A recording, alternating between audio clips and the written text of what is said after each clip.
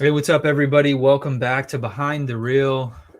I am your host, John. We have another podcast here for you guys. This one is for the local Kansas guys, for the Kansas Kayak Anglers.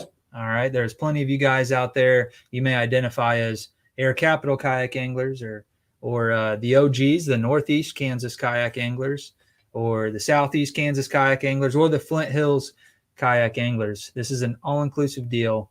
We are now joining forces all under one umbrella, the Kansas Kayak Anglers, and super excited about bringing all four of these clubs together and all fishing as one. It's something that I think we have all probably wanted to do for a while, and finally going to be able to see this come to fruition in 2022 season. We've got a schedule up and everything. I have a couple other founders of the Kansas Kayak Anglers group here. They are club presidents from the Southeast Kansas Kayak Anglers and the Northeast Kansas Kayak Anglers. We have Josie Stone and Jacob Ward on here. So this is going to be Josie's first time appearing on the podcast, and you guys have all seen Jacob before. But guys, I know a lot of you are anticipating this season. Make sure if you have questions that you would like to have answered during this podcast, that you put those over in the live chat. There may be questions that we do not have answers to quite yet, but we're just going to try to start putting some feelers out there, getting excited, getting prepared for next season. So make sure you guys tune in, put those questions over there in the live chat. And if you guys haven't already checked it out, go over to Facebook and check out the Kansas Kayak Anglers group on Facebook there. We will share news as it becomes available, schedules, all that stuff. So make sure you guys check that out. Also, we will have a special guest appearance on the show. This has actually been a requested guest from you guys, the viewers. So stay tuned. We're going to have this person join us at some point throughout the show today. So all right, guys, I'm going to go ahead and bring Josie and Jacob on the line here, and we'll get this show started. What's up, guys? What's up? Everybody, Josie Stone. We got Jacob Ward here. I think I might be getting a little feedback. Give me just 1 second here. I might have gotten rid of that. But Josie is the OG of kayak fishing in Kansas, as far as I'm concerned. Yeah, I don't know if I'd go that far, but I got the oldest group. There you go. If it wasn't for Josie, I wouldn't have started my club, and Jacob probably would have never started his club. I think that was the spark that just set this whole thing off, and probably the same with Flint Hills as well. So big shout out to Josie Stone, everybody. Woo! But the first kayak event I ever fished was one of yours, and I want to say it was at the it's slipping my mind here, but it was a state fishing lake, and I don't think you guys have fished there in many years. We've outgrown a lot of the smaller lakes that we started with. Leavenworth State Fishing Lake, maybe? It might have been that one. Yeah, I think so. I remember seeing Mel Ash there, so it's been probably quite a few years since you've seen, Mel at the local events. He's kind of branched out and done a lot more. Yeah, he graduated, and he's been doing some big stuff. It might have been pre-Richie even. Maybe he was there. I don't know. No, Richie was part of the original group, actually. Okay. Yeah, Richie McNasty. That was another graduate. Yeah. But you know what? I think that if there was ever a year that these guys were going to come back and fish with us, like, this is going to be the year. You never know. Everybody needs to cross their fingers and hope not, because they're probably going to come away with the win. So Richie, Mel, I mean, if you guys are watching this, we're gonna step up our game a little bit, and you might have a reason to come back home and fish with us here. Jacob, you guys all know Jacob there, Southeast Kansas Kayak Anglers. What's up? and he's done a really good job about. He's got a really big group down there for just the. I don't know. I'm in Wichita. I'm in like the biggest city in the state, and he's pulling out crazy numbers. So shout out to Jacob there. He's doing some really cool. Thanks. You're welcome. Danny, what up? What up? Fat Bass is reminding me that I need to send him the clips. My new name's gonna be Skinny Basses. Oh yeah, there you go. Fat Basses got skinny basses. Danny wants to know, Josie, what got you started hosting the kayak tournaments? What's about you? Honestly, I bought a $300 kayak on a whim, and with like just this little $30 piece of crap fish finder, and just decided to start fishing. Derek Jameson and Richie McMichael, actually, they both noticed me doing it, and they said, they both bought some kayaks, and we started going out fishing together. And we had always done poker night, and so we decided, let's make it like a poker night. We'll go out, and whoever catches the biggest fish, put $10 in, winner takes all. Started to gather some more attention and everything, and all of a sudden we had a group of guys that were interested, and we decided to make something happen of it. And I think that was 2014, 2015, something like that. And 2015 would have been the year that I fished with you guys, and looking back at it, I think it was Leavenworth.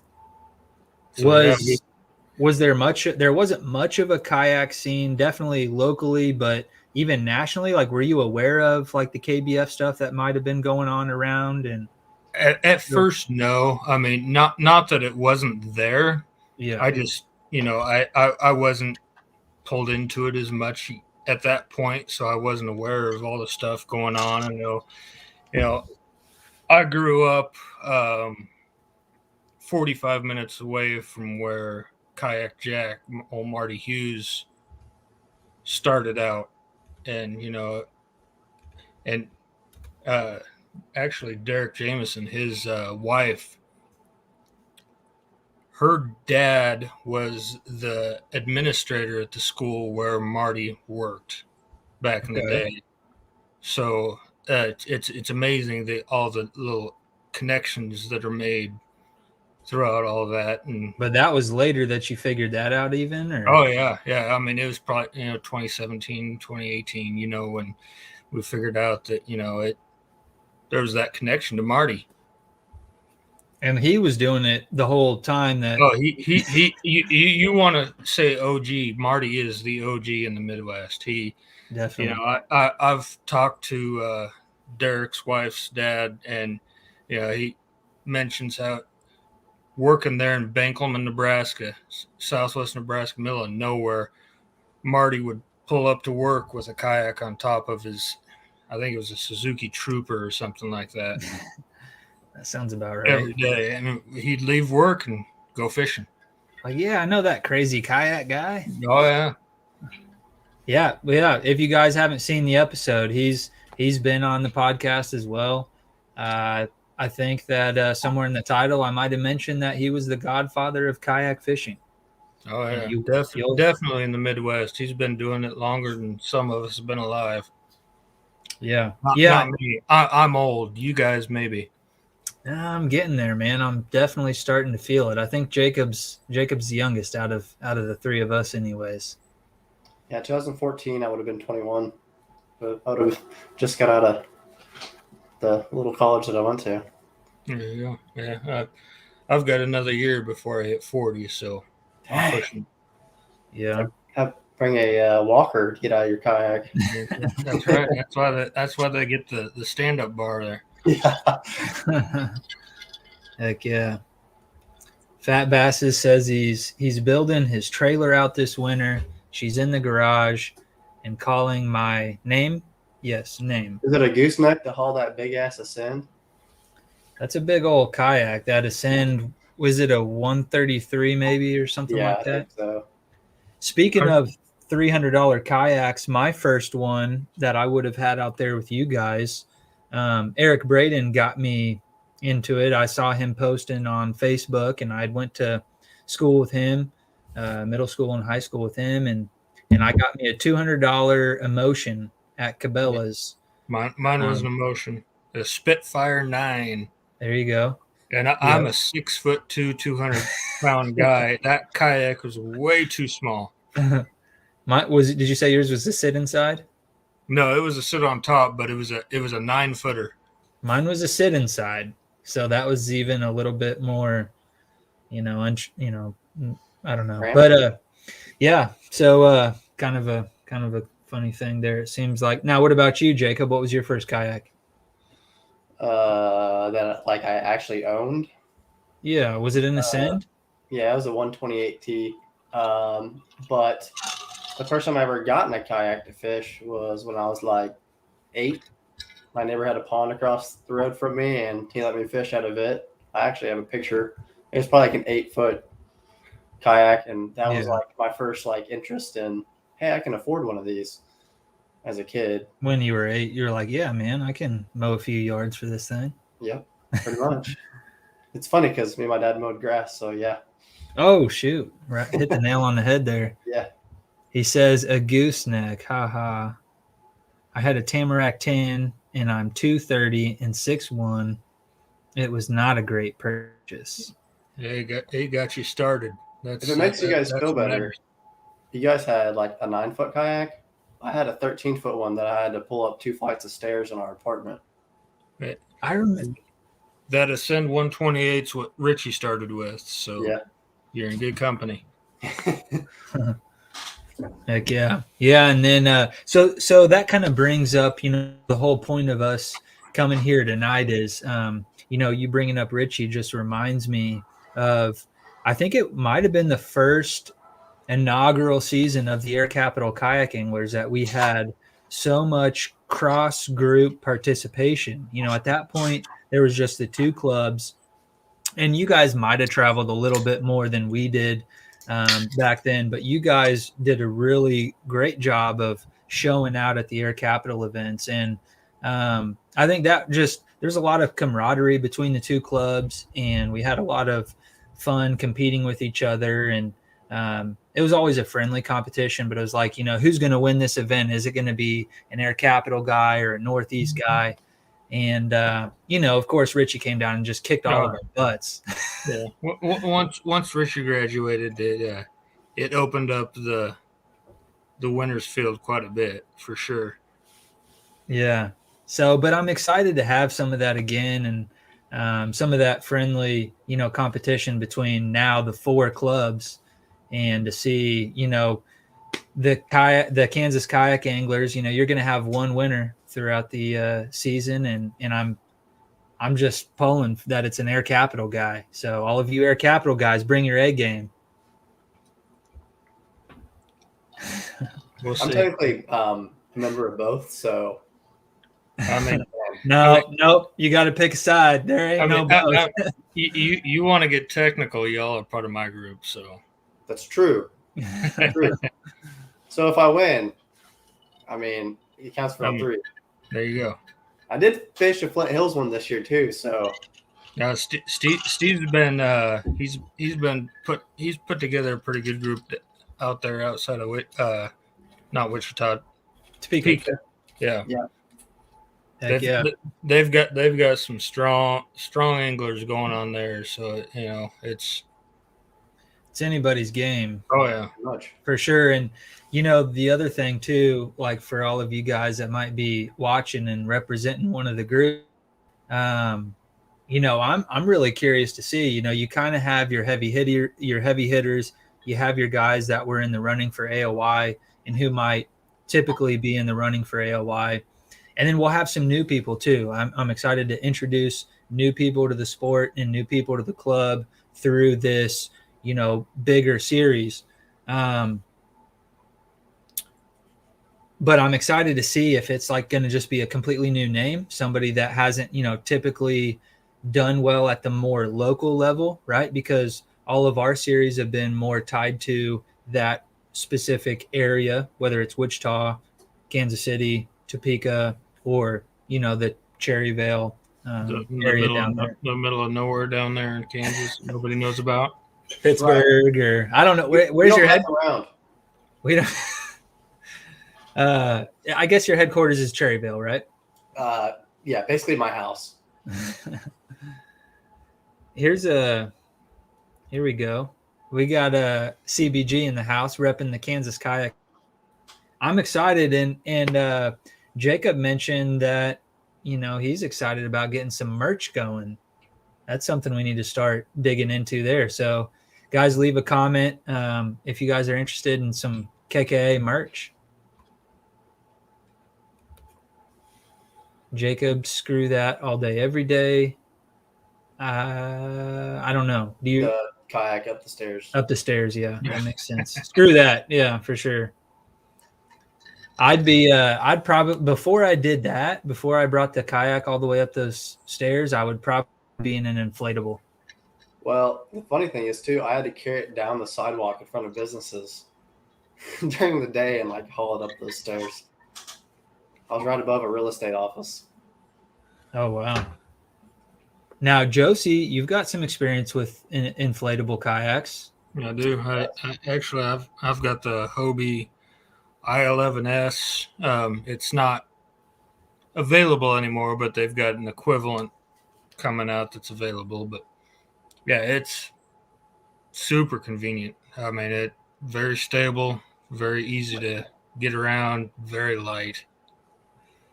So I mean, it's and Sorry, go ahead.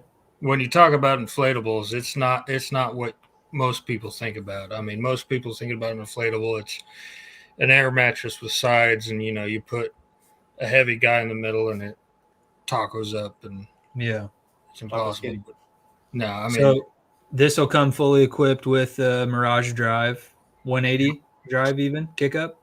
Yep, comes with depending on which version you get. They all come with kick up fins. Some of them will come with the 180. Some of them come with the standard drive. But I mean, these inflatable kayaks, once you get them inflated and everything, you can set them on top of a set of sawhorses and stand in the middle of it, and it's going to support a fully grown man. I mean, they're impressive. They're not cheap. No, but they are impressive. It has this name. It's not, but the quality is top notch. No matter, I don't care what anyone says. Probably upwards of $2,500, something, $2,000-$3,000, I'd imagine. Yeah. Like I said, depending on the model, you're all the way up to $4,500. But in that $4,500 range, it's kind of a niche category because it's a 4-seater. Yeah. Those are cool though. Yeah. Now, on yours, do you have a graph mounted to? I know you can, but do you have a graph mounted on yours? I don't. With all the COVID and stuff that happened and everything, my team kayak starting at the beginning of the year was supposed to be the Hobie Lynx, so I kind of held off putting a graph on my inflatable. With everything that happened, I didn't get my Lynx until about a week ago. You mean mine? You're going to give it to me, right? Yeah, I mean, come up and take it. But no, I put off putting any kind of graph on the inflatable. That's not to say you can't. Hobie has a kit where you can mount the transducer to the rudder. And as long as you don't have one of the monster side scan transducers, it's a very doable thing. And so I do have one of the side scan transducers, so I didn't want to mess with all of that. I'm not a big fan of the over the side transducer deals, just because a lot of the stuff I fish in is got a lot of weeds and whatnot, and it just probably get annoying with it getting caught on stuff. Yeah, and kicking up maybe, and not getting it at the right angle. And no, but anyway, so when I saying inflatable kayak, I kind of said it like it was a bad thing, but there's some pretty badass ones out there on the Yeah, market. I mean, it. When I tell people that I've fished out of an inflatable kayak quite a bit, most of them are pretty surprised. I mean, the Hobie line of inflatable kayaks, I mean, the construction and everything is comparable to like a whitewater raft type material. So I mean, they're very durable. I go over rocks, trees, and everything, and I've never had an issue whatsoever. So It's pretty thick, isn't it? The material, from what yeah, I've read. yeah, very thick. And I mean, you're talking with the construction and everything, you're talking about 7 pounds per inch of pressure. And like I said, it'll hold up to just about anything. Heck yeah. All right, so here we got one. This is Kansas Kayak Bass Fishing. Do any of you guys know I'm not sure the who that is. identity of this person? Shout out to you, Kansas Kayak Bass Fishing. If you're not already a part of one of the clubs, you can consider yourself now a Kansas Kayak Angler. Whose idea was it to combine them all? Sorry if I missed it already. I'll go ahead and take this one by the horns. You guys let me know if you think that maybe I'm wrong here, but it almost seems like it was kind of a group, like a collaborative, like we all almost had the same idea at the same time almost. I know Jacob and I had kind of already been discussing some stuff, and when we brought it to the other two, it was just like a no-brainer almost. Yeah, it feels like about the same time you and Jacob were talking, Steve and I were also talking. And that might just have been more about, our, where Close we are. proximity. Yeah, exactly. I mean, you guys are a little bit closer to each other. Steve and I are a little bit closer to each other. Steve and I talked about, joining forces and that splitting the responsibility. And, you guys started talking, and then eventually, we all started talking, and it just made sense to all collaborate, make it one thing. And, it kind of helps all of us. I mean, it takes a little bit off of each one of our plates, and it also puts a bigger force behind the whole thing.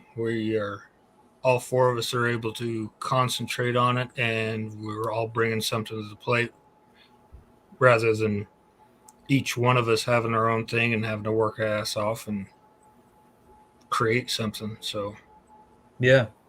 Jacob, what's your take on that? Yeah, I mean, same thing. I mean, me and you were talking. I mean, I kind of had in my head for a while, but never really talked about it much. And then me and you were kind of talking, and then we got a hold of Josie and him, and we got a hold of Steve, and it was kind of, we're all really just thinking the same thing. So we just kind of made a date, got together, and talked about it, and just been talking about it really. Heck yeah. Yeah. And we are missing a part of the,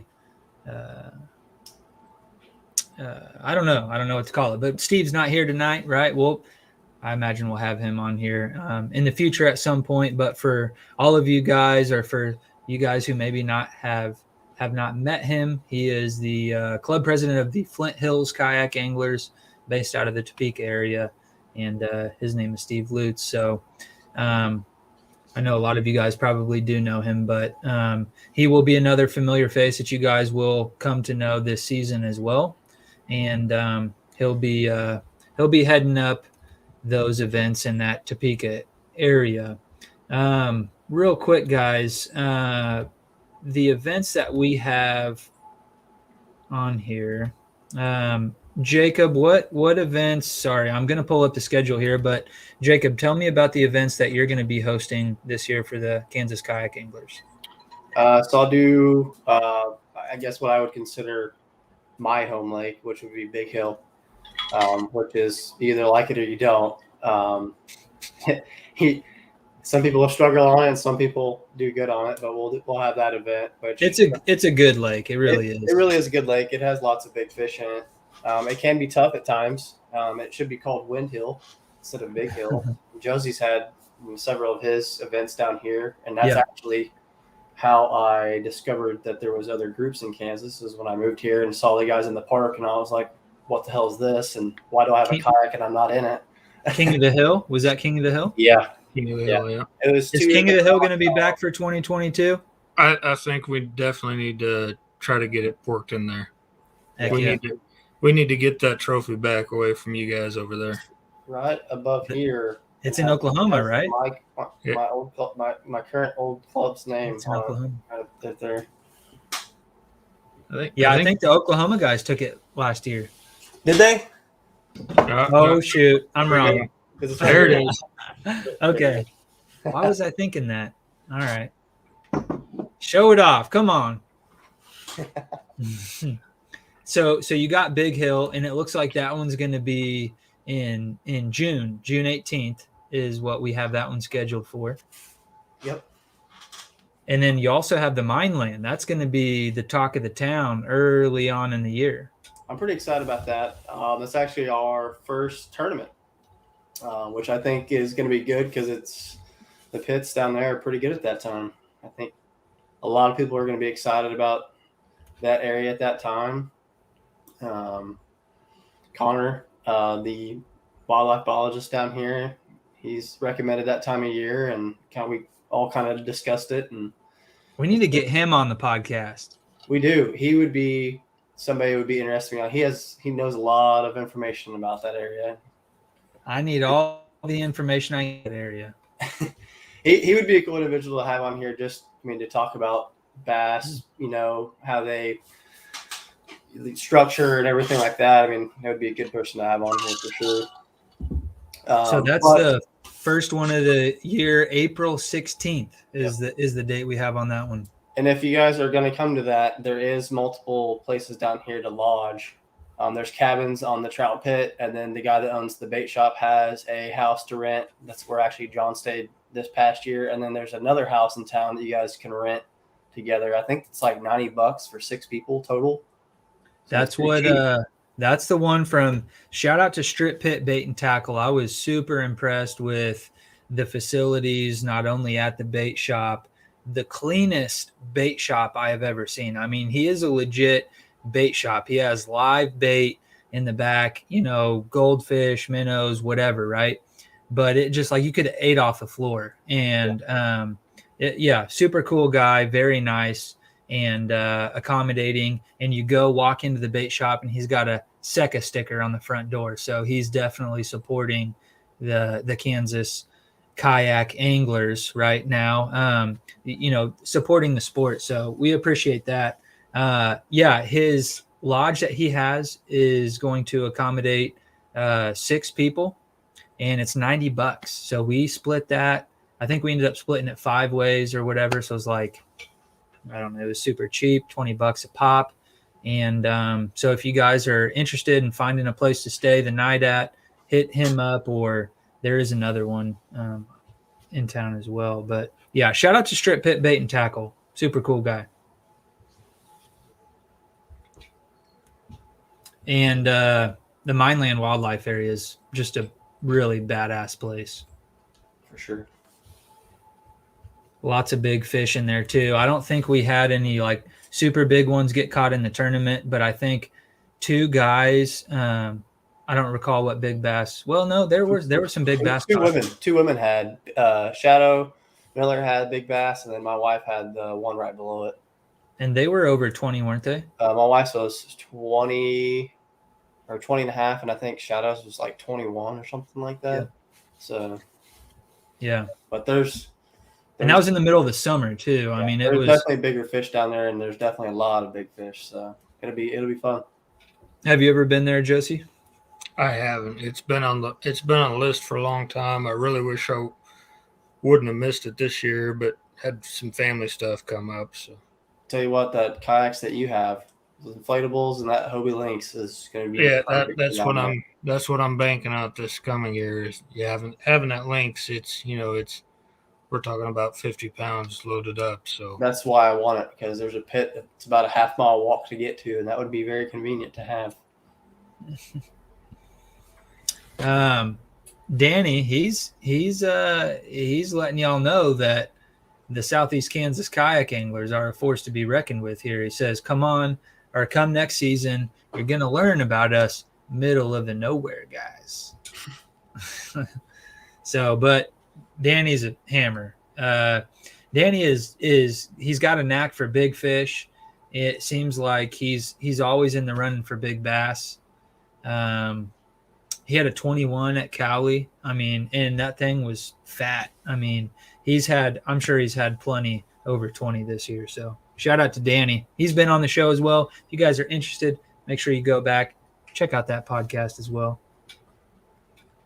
Kansas, here we go. We got Kansas Kayak bass fishing again. He says, y'all thinking 40 to 50 people at each event. What do you guys, what's your expectations? What do you think? I mean, yeah. I mean, that you figure there's a lot of overlap between each one of our groups, regardless of region that folks go to. But yeah, I think that's definitely attainable. It just, it all depends. There's like we've talked, offline, and there's some folks that are more interested in the small group type thing, which is fine. There's nothing wrong with that. And I think each one of us will kind of run our small events and everything independently, which we're hoping to cater to those type of folks. But at the same time, this gives an opportunity for anglers that have gone to each one of our groups or individual groups, and gives them a chance to branch out. And I think a lot of people are going to take advantage of that and get to some lakes and meet some people that they haven't met before and fish some areas that they haven't fished before. So I think it'll be a good experience for everybody. And hopefully, we can get to those numbers and keep it consistent. I think once people get the idea in their head and realize what we're trying to do and come and, camp the day before, and there's 10 people there at the campsite and all talking about fishing, I think that's going to bring some excitement too. Yeah. I think, kind of like we touched on a little bit, just the friendly competition. I think that a lot of us have crossed paths, maybe traveling around and fishing some of the other local clubs events, or, whether it is fishing the All-American series that came through, Wilson and some of the other surrounding states that they visited. And, so we're all familiar with, or some of us are familiar with each other. And then I think that, we just have a really good group of guys. You go fish these events, you're competing against each other, you want to win, it's competitive. But then again, you just also realize how helpful we are to each other. You see somebody getting off the water and, somebody's lending you a hand or asking you if you need help, or, so it's just, it's just like a friendly group of people, the camaraderie, the fellowship that we have with each other, which I think we would all like to see maybe a little bit more of, and maybe try to make these more of an event than just a tournament. So you guys might see some food and some stuff like that at some point throughout the year as well. So just maybe even some get-togethers the night before. Load up your kind of caravan together. Maybe the Air Capital guys will get together, the Second guys will get together, and they're all make their game plans or something. I don't know. We're scheming on you guys. We're coming for that. Coming for that title.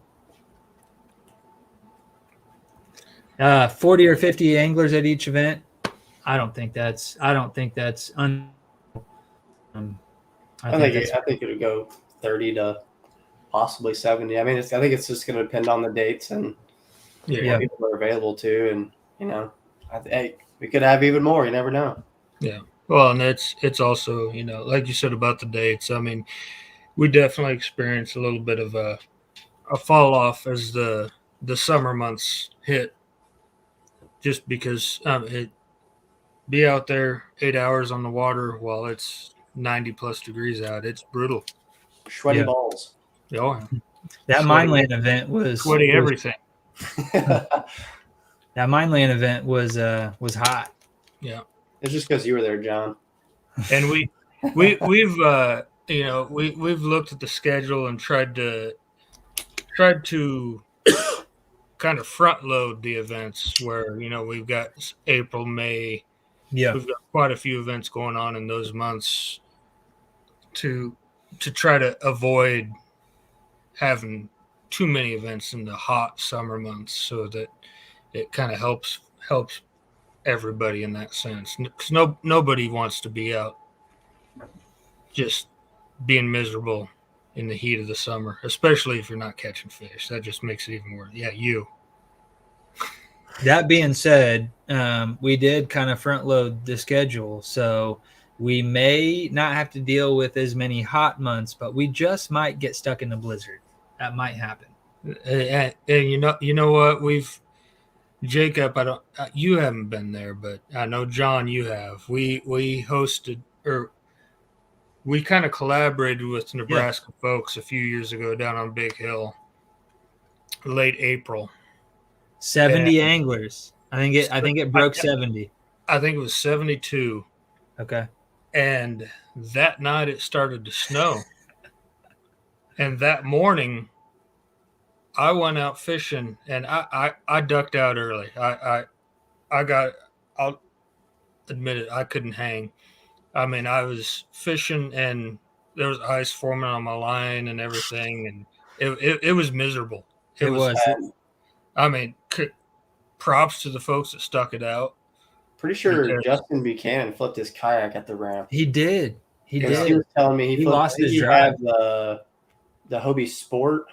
Yep. Yeah, he told me he lost his drive, and I was like, that would suck. Yeah. I fished out of that kayak at Lyon State Fishing Lake like a year later or something. He sold it to my buddy.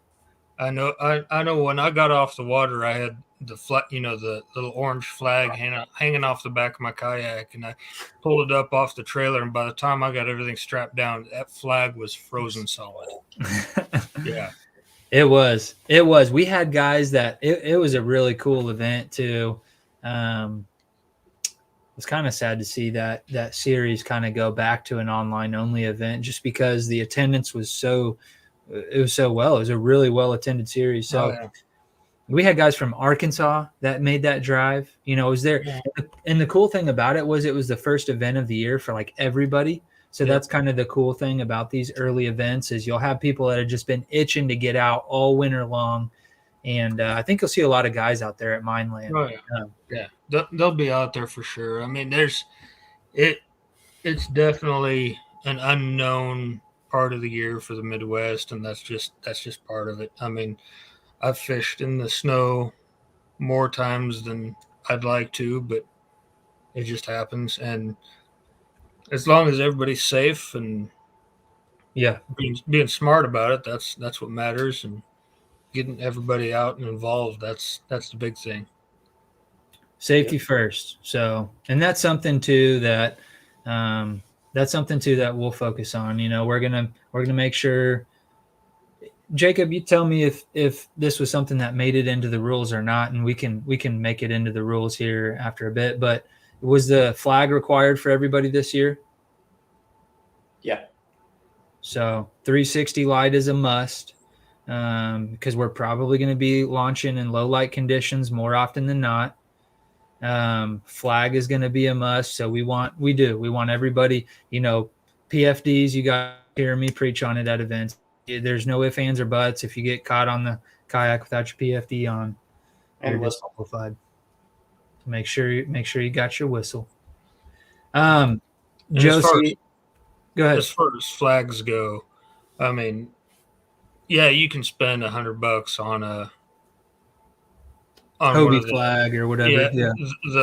The carbon flag from Yakatag and whatnot. But I mean, also, if you go to Walmart and go to the bicycle section, you can pick up an orange flag for $13.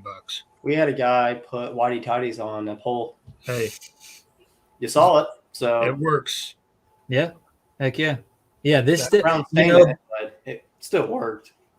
Yeah, stain. You said there's a stain in brown stain on it. It worked though.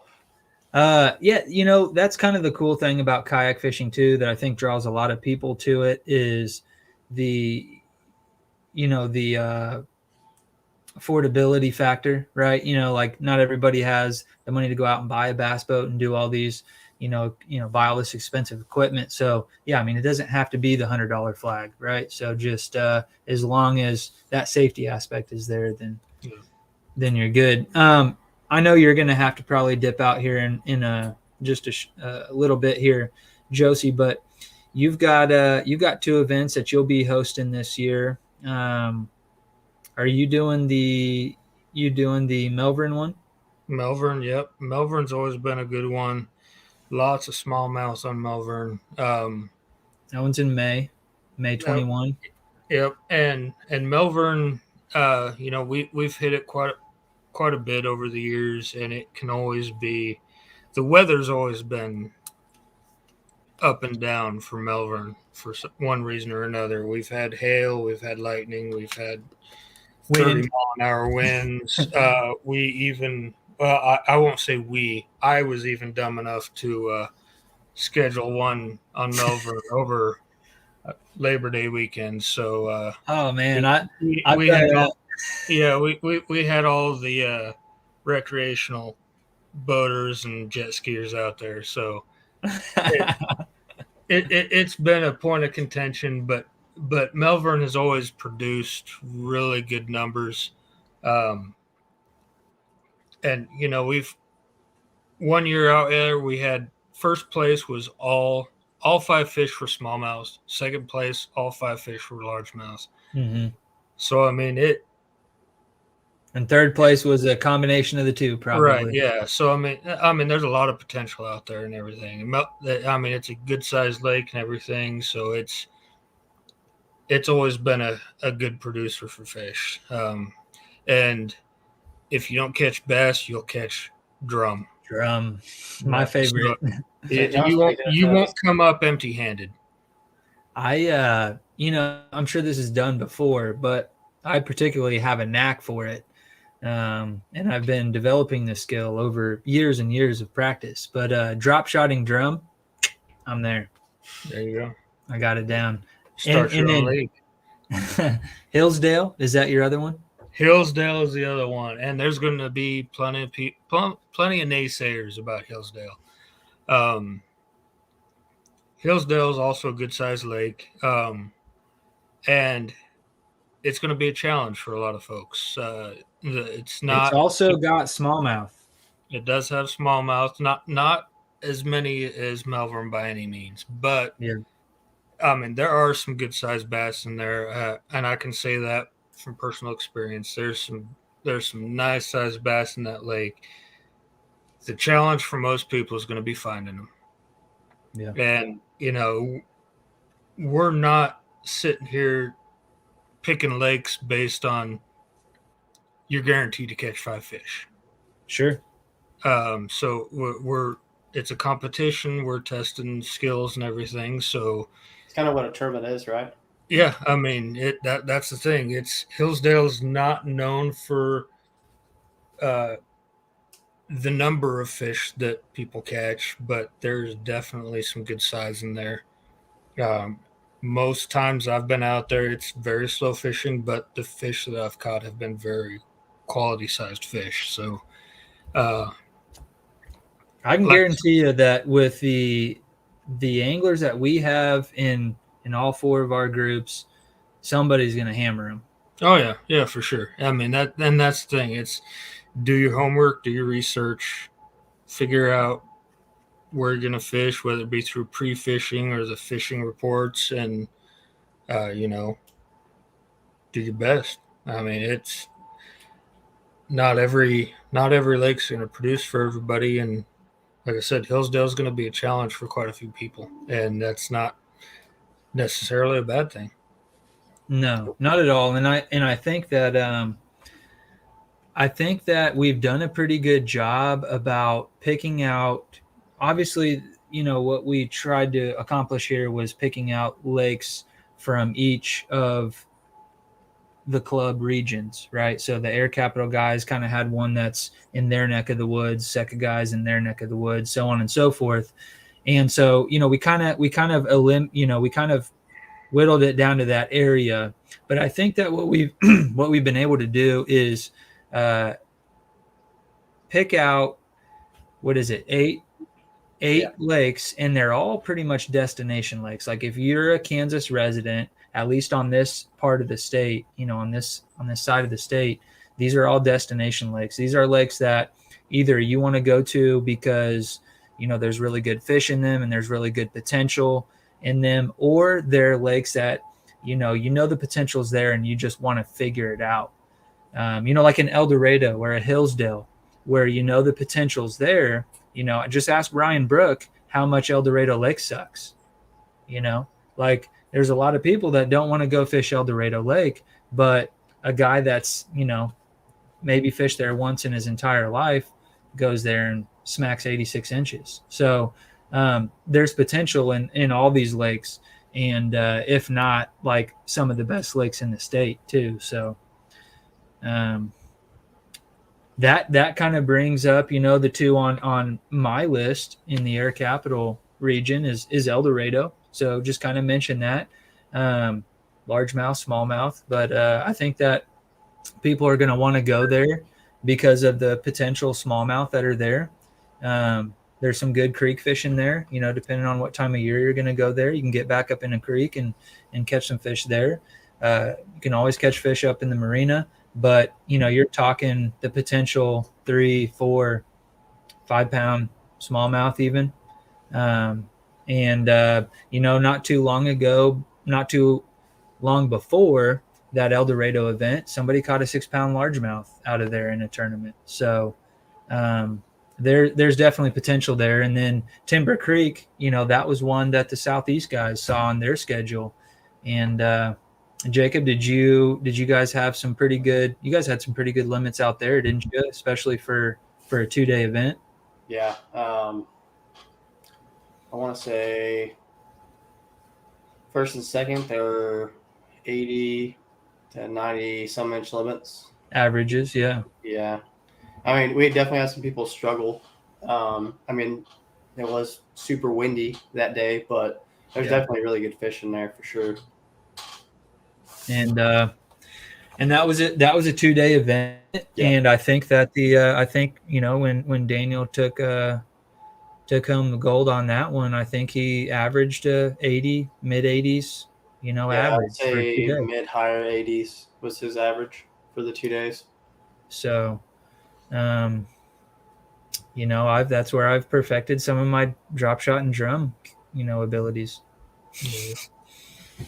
But and a 2-day event is something that we're going to do for our championship, aren't we? It's the plan. Is that? I don't know how. I thought. Yeah. So if you guys are interested in seeing it in a 2-day event, I think we're definitely entertaining the idea of doing that. I think somebody down here, and it was Danny.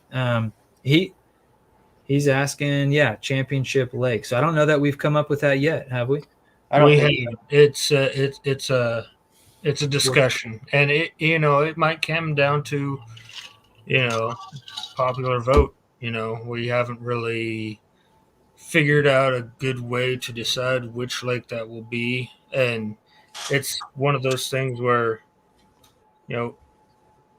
it's looking forward. We want to bounce it around the state a little bit. Maybe we all 4 know. We just don't want to tell no one. Hey, you never know. It's suspense. That's right. You keep thinking about it, Daniel. I think that's the cool thing about being able to bounce ideas off of each other. It's not just my decision. It's not just Josie's decision or Steve's or Jacob's. It's a collaborative effort. And I think that the cool thing about this is we all kind of represent a different group of people. And so I feel like we're all going to come to the table, with the idea of representing our specific group of people. So we want to do what's best for the group. This isn't my group. It's not Josie's group. It's for us. So we may not figure it out until a couple events in. I don't know. Yeah. And it's, we've got some time, Almost a year.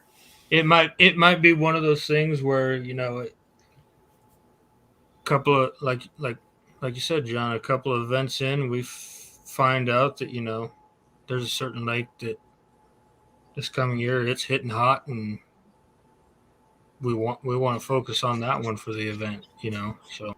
And like I said, we want to bounce it around. We don't want it to be the same lake year after year. We want to toss some unknowns in there, and so it's not guaranteed to any single person. It's going to be the smallest city pond in the state. There you go. We're gonna go have it at Kingman. Yeah. Pleasanton West. And then for Flint Hills, yes, Steve's going to be hosting Wilson. Wilson. Okay. Yeah. So, and yeah, that's going to be a drive for a lot of folks, but I think it'd be worth it. Just being at that lake's fun. It's really pretty just to be there and camp, and the water's cool too. I mean, you can see down 20 feet. That lake is, if somebody said, I'm going to Kansas, I'm going to be there, I'm going to have one day to fish, and where should I go? I'd tell them to go to Wilson, like hands down, no questions asked. That's my recommendation. Like, Wilson is the lake to go to. If you live in Southeast Kansas, if you live in Western Kansas, I mean, if you got to drive 4 hours to this place, like it's worth it. That's my opinion. That's the thing too. It's like all of the anglers that fish our events or have in the past, here in Kansas, we get a lot of muddy lakes. So Wilson's going to present a whole different set of challenges to all of the anglers. It's not the typical Kansas lake. It's big. It's got a lot clearer water, and it's going to present some challenges that, you're not going to be able to necessarily throw the bait you're used to throwing, because fish are used to something else. So, I mean, it's got spots to get stuck with your truck too when you have to leave early. Marco. Yeah. And then he's doing the Perry event. Perry, yeah. Yep. Perry, and a lot of people overlook Perry. Perry's a really good lake. Steve and I have both done Perry over the years, and some really good limits on Perry. Smallmouth, largemouth. There's some guys that have fished Perry a lot and really know the lake. And, there's always a few guys that come in that completely green, don't know the lake at all, and really do well. So it's got some really good potential. I've never fished it, so I'm excited to fish it. I grew up in Perry, but I didn't grow up fishing. I grew up tubing on that lake and swimming out there, and I kind of remember it being dirty. It's pretty dirty, isn't it? Oh yeah, I mean, like I said, I mean, 95% of lakes in Kansas, they're mud pits. Yeah, but yeah, I want to say I saw somebody, and I don't remember if it was in a tournament or not, and it might have been a Flint Hills tournament, but caught a nice 5-pound largemouth out of there. And I don't think I think that's fairly typical out there from what I've seen. A lot of good fish get caught out there. I'm excited about that one as well. So excited to see that one. Perry. Okay. So guys, we didn't mention the dates on that. Perry is April 23rd. So that's going to be another early event. We've got April 16th, my land wildlife area down in West Mineral, Kansas. We've got April 23rd, Perry Lake in Perry, Kansas. We've got May 7th. I don't think I mentioned the date on the El Dorado event. So that's going to be another early, pre-spawn event. Somebody's definitely going to hook into some good walleye out there. That and Perry too, probably, I bet. May 7th there. Melbourne is May 21st. Big Hill. That'd be a good date for Melbourne for sure. Yeah. Heck yeah. That'll be I bet you Melbourne will be on fire that time of year. I'm looking forward to that one for sure. June 18th, Big Hill. So we've got 1, 2, 3, 4, 5 events all, before mid-June. So like you said, we're pretty stacked in the early part of the year. July 9th, Wilson. I think Wilson will still be on par there. Timber Creek is going to be August 20th, and then Hillsdale is September 10th. Sweet. And then Josie, I know you may have to skedaddle here in a bit, but so just whenever. But did you have anything you wanted to touch on before you do have to get out? I mean, I'm excited about the season. I'm super excited about us splitting up the responsibilities. I mean, that it takes a lot off of each one of our plates and gives us each one of us the opportunity to do some fishing as well. I know early on, at least with NECA, it was, I fished and judged, and I'd always have one of the other guys judge my fish. But as it's gotten bigger, it's been harder and harder to fish, and you get on the water later, you got to get off the water earlier, and this helps out us as well as all of the other anglers, because it's a collaborative thing. We're all working towards the same end goal, and it's not just one or two people trying to put this stuff on. All four of us are working towards this with, and I'm sure all four of us have outside help as well from, friends, girlfriends, wives, whatnot. I mean, Or other club members. Exactly. We've got a whole lot more power behind this, so it's going to shout out to Derek Jameson. He does a great job on the website. Derek has been my right hand guy for years, so I think it's just going to make everything just that much sharper, that much better, that it really helps everybody out. And we've got a lot more voices going on to help out all the individual anglers. One thing that we haven't mentioned is we are going to use Tourney X this year. Whether you like it or not, we're, regardless of what platform we choose, we're going to piss somebody off. So, I mean, it's part of the game. So, yeah, we are going to use Tourney X. And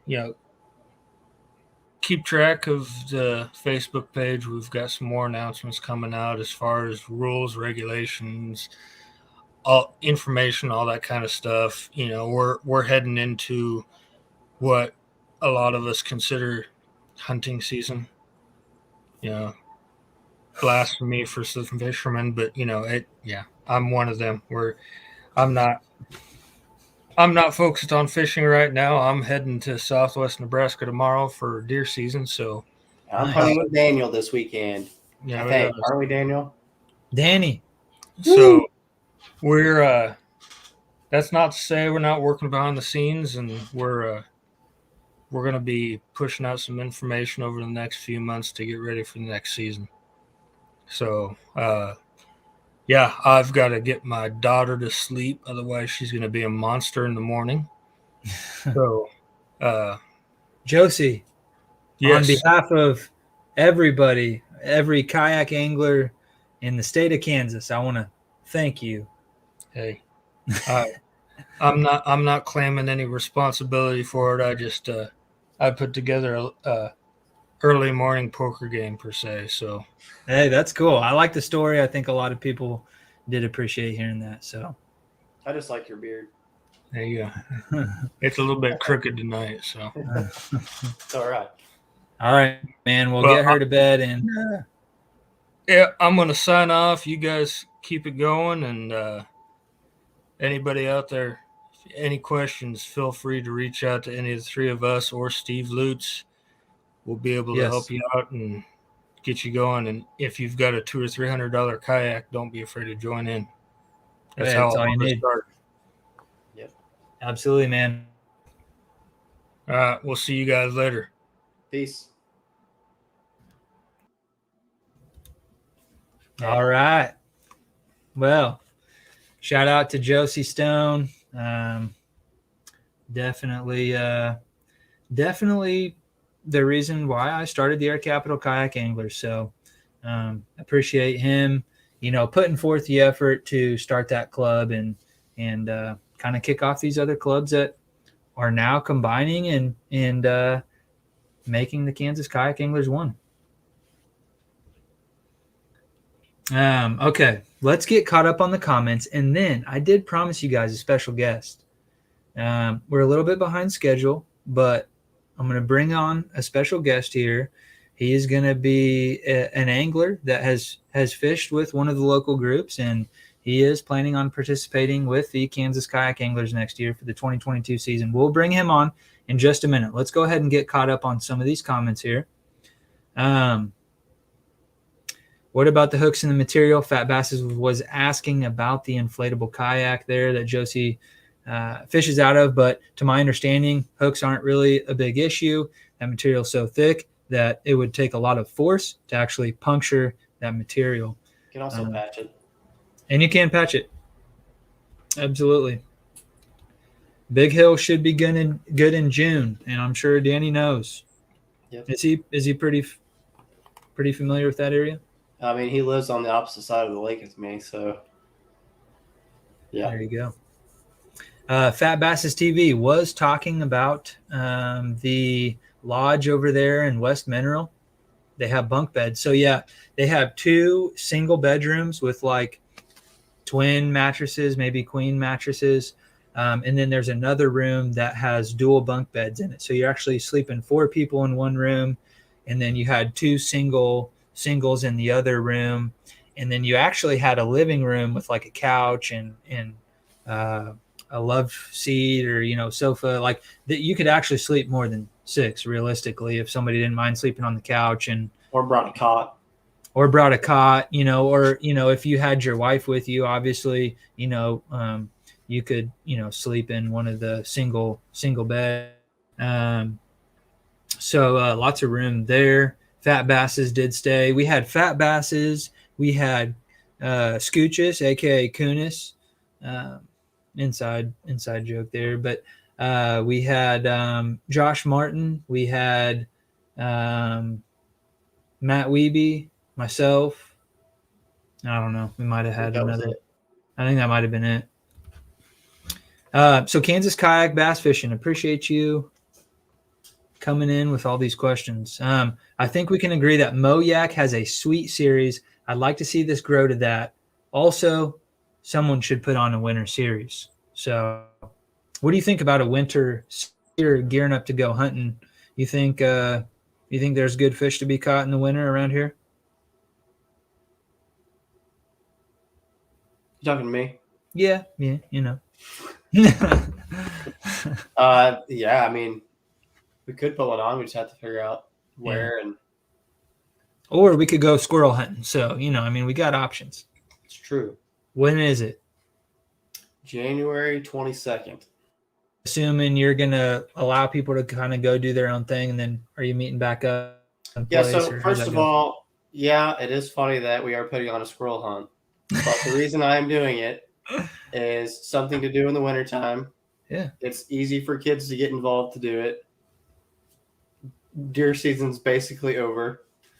So yeah, it's just something to do for the area to have people have something to do. But you can hunt anywhere you want. You could literally hunt 6 hours away in Kansas as long as you're back here at my house by 3:45. $15 a person, $30 a team. Just something to do. Heck yeah, I like it. Lauren Ward says, "I just come for the prizes." Does she mean to give away the prizes or to receive the prize? Probably to hand them out. It might be different this year, though. Yeah. She might actually get something. She might be winning the prizes this year. Yep. She, like you said earlier, you mentioned she had a good one out at the Mine Land. Yeah, she did. Last one. This doesn't have to be your last one.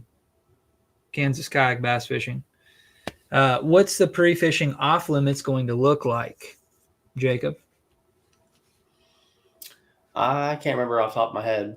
I want to say there is none. It's kind of what I thought. We've got all bigger lakes this year. Yeah. I don't think we have any. I could be wrong, but I don't think we have any. I don't think we do either. But if you read the rules, you should know. Yeah, we do. Yeah, I mean, we wrote the rules, so we should probably know too. But you know how that goes. I had the rules pulled up here, but apparently my computer. I don't think we do though. Yeah. Yeah, I don't think we about shooting a deer, so I can't remember. I don't either. The rules are going to look very similar. They're going to look very similar to the rules from each local club. You know, I think they're going to mirror the Air Capital Kayak Anglers and the Southeast Kansas Kayak Anglers quite a bit. But all of our rules are pretty dang similar, anyways. Very similar. Yeah. When are we going west of Salina / Wichita to places like Glen Elder or Cedar Bluff? I don't know, Shad. 2023. Maybe so. Yeah, I mean, you know, I was actually thinking about that today. Really love to see a group out west almost form. You know, but maybe if we can stir up enough interest, I guess maybe that doesn't have to happen in order for us to have an event out that way. But I would like to have enough local attendance in that area to push everybody to make that trip, you know? Because if you just counted on people to make the trip, you know, you might only get a handful of people that are making the trip. And then if you show up and there's only a handful of people from that area, might not be worth the drive. So that is one cool thing. That is one cool thing too about combining all the clubs is bigger payouts. We're going to be able to pay further down in the field, you know, 3rd, 4th, 5th, 6th place. I mean, it's going to depend on attendance, but I mean, we might eventually get to a place where we're paying out damn near the top 10. Yeah. So, we got a comment here from Casual Bass Guy about how Butler was a dream. So we were talking about these early events, and Butler was a little bit brutal this year. Just ask Trevor K, who came away with the win. Also, another podcast. If you guys haven't seen that one, check it out. This is number 30 today. It's kind of crazy to think about. Today's 30, and we also have Jacob Ward, who is episode number 1 right here. So that was a cool. That's like really one of our most well-viewed podcasts so far. That was not a live format. It was just you and me, and it was an easy. That was a really good time, and I think that puppies on the floor. Yeah. The audio wasn't the best because I wasn't really very well prepared, I guess, but it was a really cool thing, and I came to Jacob with the idea of the podcast, and he was down for it, and we just did the damn thing. And I made plans to come back and do some other stuff, but we'll get back to that. Yeah. We need a tackle room, you know, tour and stuff like that. It's pretty much done. I mean, it looks like a mess behind me, but I just got to reorganize it for the wintertime. But yeah. So we got this comment up on the screen here about Butler being a dream from our boy Casual Bass Guy. So what do you say we go ahead and bring on our special guest of the evening, Mr. CBG himself? Dang. CBG in the house. You guys have been asking to bring him on the show, and I've had it several times. And so we're going to do it right here, right now. Here he is. Casual Bass Guy. What's Ivan Diaz. up, fellas? What's up? Man? How's it going? Oh, better now that you're on here. Dude, You got it. I didn't know that squirrels were wild game. Yeah, it goes like the hunting season is like March to February or Did you something catch like that? that. Do what? He might have a little connection. Even squirrels? He's like slow motion. You know, for anybody Said that's even squirrels? Squirrel's good, man. I've ate a squirrel. Yeah, you can have 5 a day that you can limit on, just like kind of like our tournaments. But yeah, I mean, my friend grew up eating them, and I'd go hunting with him, so they're pretty fun to shoot too. Old 22 shotgun. I shot mine with a 410. There you go. A lot of people do. I know Ivan was having some connection issues when he was backstage there. It appears that he might be having some connection issues still. I think he is. I think he's still having some I'm in the issues. garage. That might be it. What do you think? I think this is going to be hard to continue this conversation if you have if you can't get some better connection. I don't know if there's a way to improve this at all. Maybe try, if you're on a phone, maybe try your wife's phone or a computer or something. I don't know. Let me try my phone. Okay, try I'm that on my and laptop right now. Unplug it and plug it back in.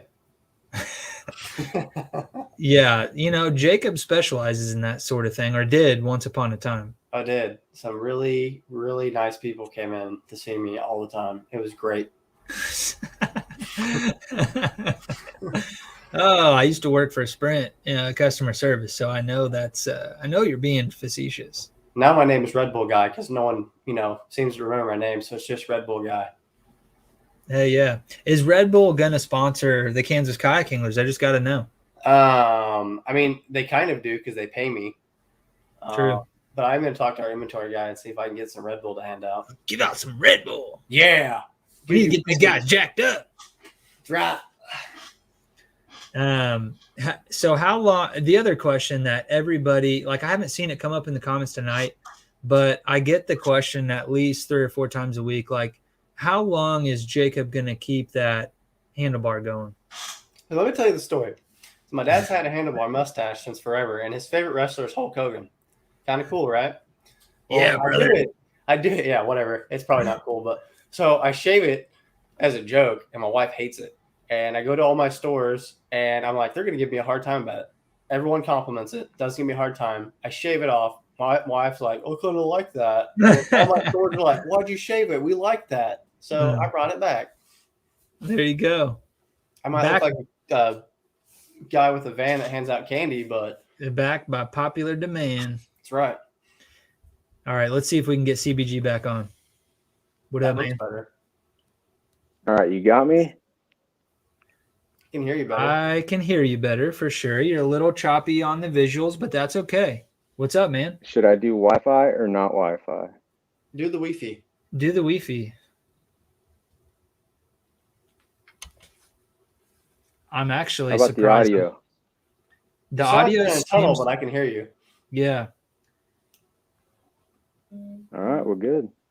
Okay. Heck yeah, man. You know what? We were talking about Hillsdale a little bit earlier, and I want to say you have a pretty memorable smallie catch out there. Hillsdale. No? That's the one right Okay. outside of Kansas City. Oh, yep. I had a big largemouth out of Hillsdale. Okay. A largemouth. Big- 4 or 5 or big what was it?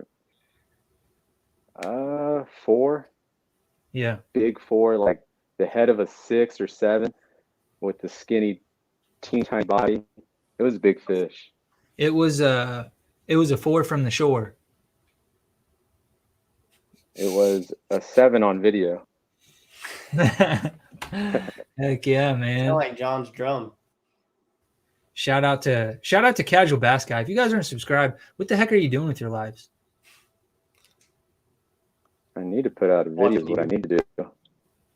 Yeah, you do need to do that. Or I've you been can slacking come down too. here and film a video with me. You could do a squirrel hunting video. There you go. Oh, there, yeah. You got a That's slingshot? the next one. Yeah. Heck yeah, man. So Casual Bass Guy, he's really not a stranger to Behind the Reel. He is new to Behind the Reel podcast, but he's been on the show for a Savior install. Yep. He hung out with me here in the garage. Yes, sir, I have. Danny Maffei says, "Great choice of lakes for this year." What do you think? What's your take on the lakes and the time of year? Like, what do you take away from that schedule that we posted? I like it. I think it's a win, to be honest. Not just the lakes, but even bringing all the groups together. Have you had a chance lakes right now? You've had a chance to fish with, I know some of the NECA guys or some of the SECA guys. You know, we've done some fishing out at Big Hill. You know, have you been able to meet up with some of the Flint Hills and the NECA guys as well? I think only a couple. I'm not sure what that guy's name was who fished the Bass Championship. What was his name? Let's see. We had. Yeah. Are you talking about Justin? No, you're not talking about Justin. You're talking about Steve, right? Steve Lutz. There we go. Yeah, there you go. Yeah, he is he's the club president of the Flint Hills Kayak Anglers. So he's the guy that we were missing tonight. So he is the fourth person to the Kansas Kayak Anglers administration. I don't know. I was coming up blank with a word there, but you've got the 4 club presidents, and he's one of them. KKA dictators. Hey, no. I'll shave this part of my mustache. Oh, okay. Don't do that. Don't do that. You know, and yeah. All right. Let's ignore that comment. I was actually looking through the comments. I was like, man, maybe I should be keeping a better eye on the comments, because I haven't had any of those like weird racist people coming in and saying mean things. Yep. So if you guys see any weird stuff going on in the comments, let me know, because we've had some weirdos come on here and say some mean, hurtful things, which we don't want to do. Might need some moderators for that. Yeah, we're all inclusive here, you know. The Kansas Kayak Anglers, we don't care. We don't care if you're an Air Capital guy or a Southeast guy or a Flint Hills guy or a NECA guy, but you know, a naked guy. Yeah, well, yeah, we do care if you're a naked guy. We don't want any of that. We don't want any part of that. But what do you think? What do you think our odds look like next year, Ivan? I mean, you would identify as an Air Capital guy for sure. Yeah, I'm excited, dude. I don't know about you, but like I'm ready to go now, and it's still 4 or 5 months away. So yeah, I think we'll do well. I mean, we've got some sticks in the ACKA, so I think we'll fare well. Yeah, I think so. We've and who knows what it looks like, you know, bouncing all around. What do gosh dang it, I really need to have these rules up here, but we've got 8 events, and I think we're counting 6 of them, aren't we? We're only dropping 2. Jacob? Yeah. So, you know, you're possibly going to be able to drop an entire region, which you know, I don't know if that's really in your best interest. I think that the person that wins it's probably going to have to fish them all. You know, I think that you're going to have to bring your A game every single tournament. And it would make the most sense to fish all of them, because you never know when you're going to have 2 average tournaments, and then all of a sudden you have a really bad tournament. I would definitely that's a goal for this year. Make all of them. Yeah, definitely. What do I you missed a what'd you think couple this about year. what'd you think about Wilson? Dude, that lake is fire. Yeah. I only fished about a 50-yard stretch, but that lake is, I mean, the scenery's nice. Yeah. It's a lake you can take your family to. It's a big lake for Kansas, so Wilson's good in my book for sure. Heck yeah. Yeah, you did really well at that event. And like you say, you didn't really have to venture very far from where you finally settled on, but clear water, something that a lot of lakes can't offer. And definitely a big place, so it could be hard to determine where to fish. But I didn't do well at that event, but I did come back and fish the all, and I did okay there. I caught a decent limit there. Yeah, did you try water you didn't fish in the tournament before? I can't remember if you did. What I did is I kind of stuck to my the event, the Air Capital event. I didn't really go with my game plan, and I have a bad tendency of getting sidetracked on my way to the destination. I'll see something that looks good and I'll just start fishing it. Yeah. And I just have a bad habit of doing that. And so I really never made it to my final destination at the Air Capital event. So I told myself that I was going to go to my destination, which is further up into the creek, I guess, Hell Creek area.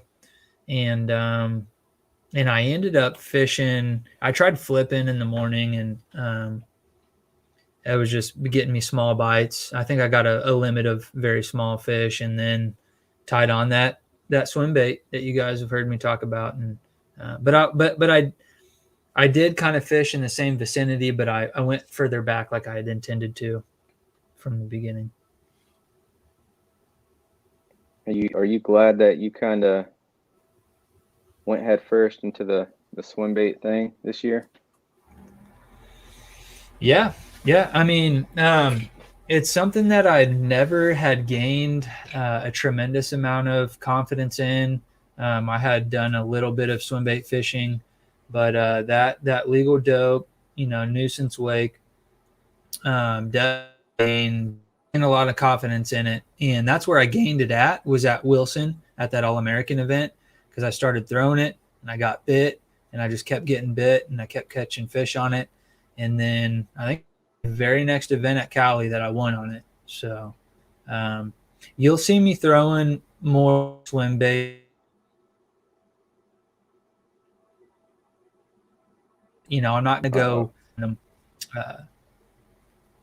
Am I losing you? You're good now. Okay. I'm definitely going to be throwing more swim baits. And it was because of, and that's something too that, I may have mentioned in another podcast or something, but, just being able to gain confidence. Like, it's not necessarily the best time to gain confidence in a bait, like in a tournament situation. But I pretty much started throwing that bait. I really hadn't thrown that bait at all before that tournament, but I gained that confidence in the tournament, and it's just like a whole nother, like, okay, well, it's good to go. Like, I'll throw it in the next one. Screw it. I know it'll catch fish, and I know I can catch small fish on it too. So I'm not losing bites because of it. You don't think it takes away from doing more traditional things, or does it kind of outweigh that? I mean, I guess, there's definitely going to be a situation where you might not get bit on it at all, so you have to be able to balance that out. And I may not know how to do that yet. I've just gotten lucky, I guess. But I kind of put it down at some point in the year. But I need to pick it back up. But yeah, you have to know when to say, like, okay, this thing's not getting bit. I need to pick up the jig, or I need to pick up, the drop shot, or whatever you have your confidence in. It's all about confidence to me. Yeah. Kansas Kayak Bass Fishing says Wilson is the best lake in the state. Danny says, will we be using Tourney X or Fishing Chaos? So we already covered that. Josie Stone made sure to cover that. I totally forgot to bring it up. But in his exit there, he did mention that we're going to be using Tourney X, which, what do you guys feel about that? I don't have an issue with it. It takes some getting used to. Yeah, it takes some getting used to, but once you've done it once or twice, it's pretty much just a regular thing. People just got to make sure if they're on a lake with bad service and they have fish to get off and get service, because at the end of the day, it's on them. You know what I mean? Definitely. That's a big one. I've gone through that, and I mean, it's just something you got to take into account and kind of get ready for. Yeah, I think Ivan lost out on a couple inches or something out at Wilson because of that, maybe, or no? Was that a different? Well, throughout the day, I put all the fish into my live well, and I thought that if you put it into there, that you can just go back to it and click on it, and then it's as easy as that. But after the tournament was over, I tried to go look at my fish catches. I didn't have anything there, so I was dicking around, taking forever to submit fish at that point. It was. It's just something you got to make sure you're taking care of. At the time. At the national championship, I only caught one fish that particular day, and I took a photo and happened to keep the fish in my hand before releasing it, and I didn't even have the identifier in it. So, it's simple stuff as that. I mean, would it have mattered in the end of the day? No, but it would have been better to have one fish than to get skunked. So I got lucky on that. But that kind of stuff happens too. You just got to make sure and go over all that stuff. Yeah, if you guys are new to Tourney X, if you've never used Tourney X before, you can download it, and I don't know. I know they do like some practice events, or there might be some free events on there that you could like sign up for and practice with. Jacob, am I making sense? Because I want to say is there a way to do like practice with it, or does there have to be a scheduled event? Sometimes they'll do like practice things. I don't know how often they actually do them.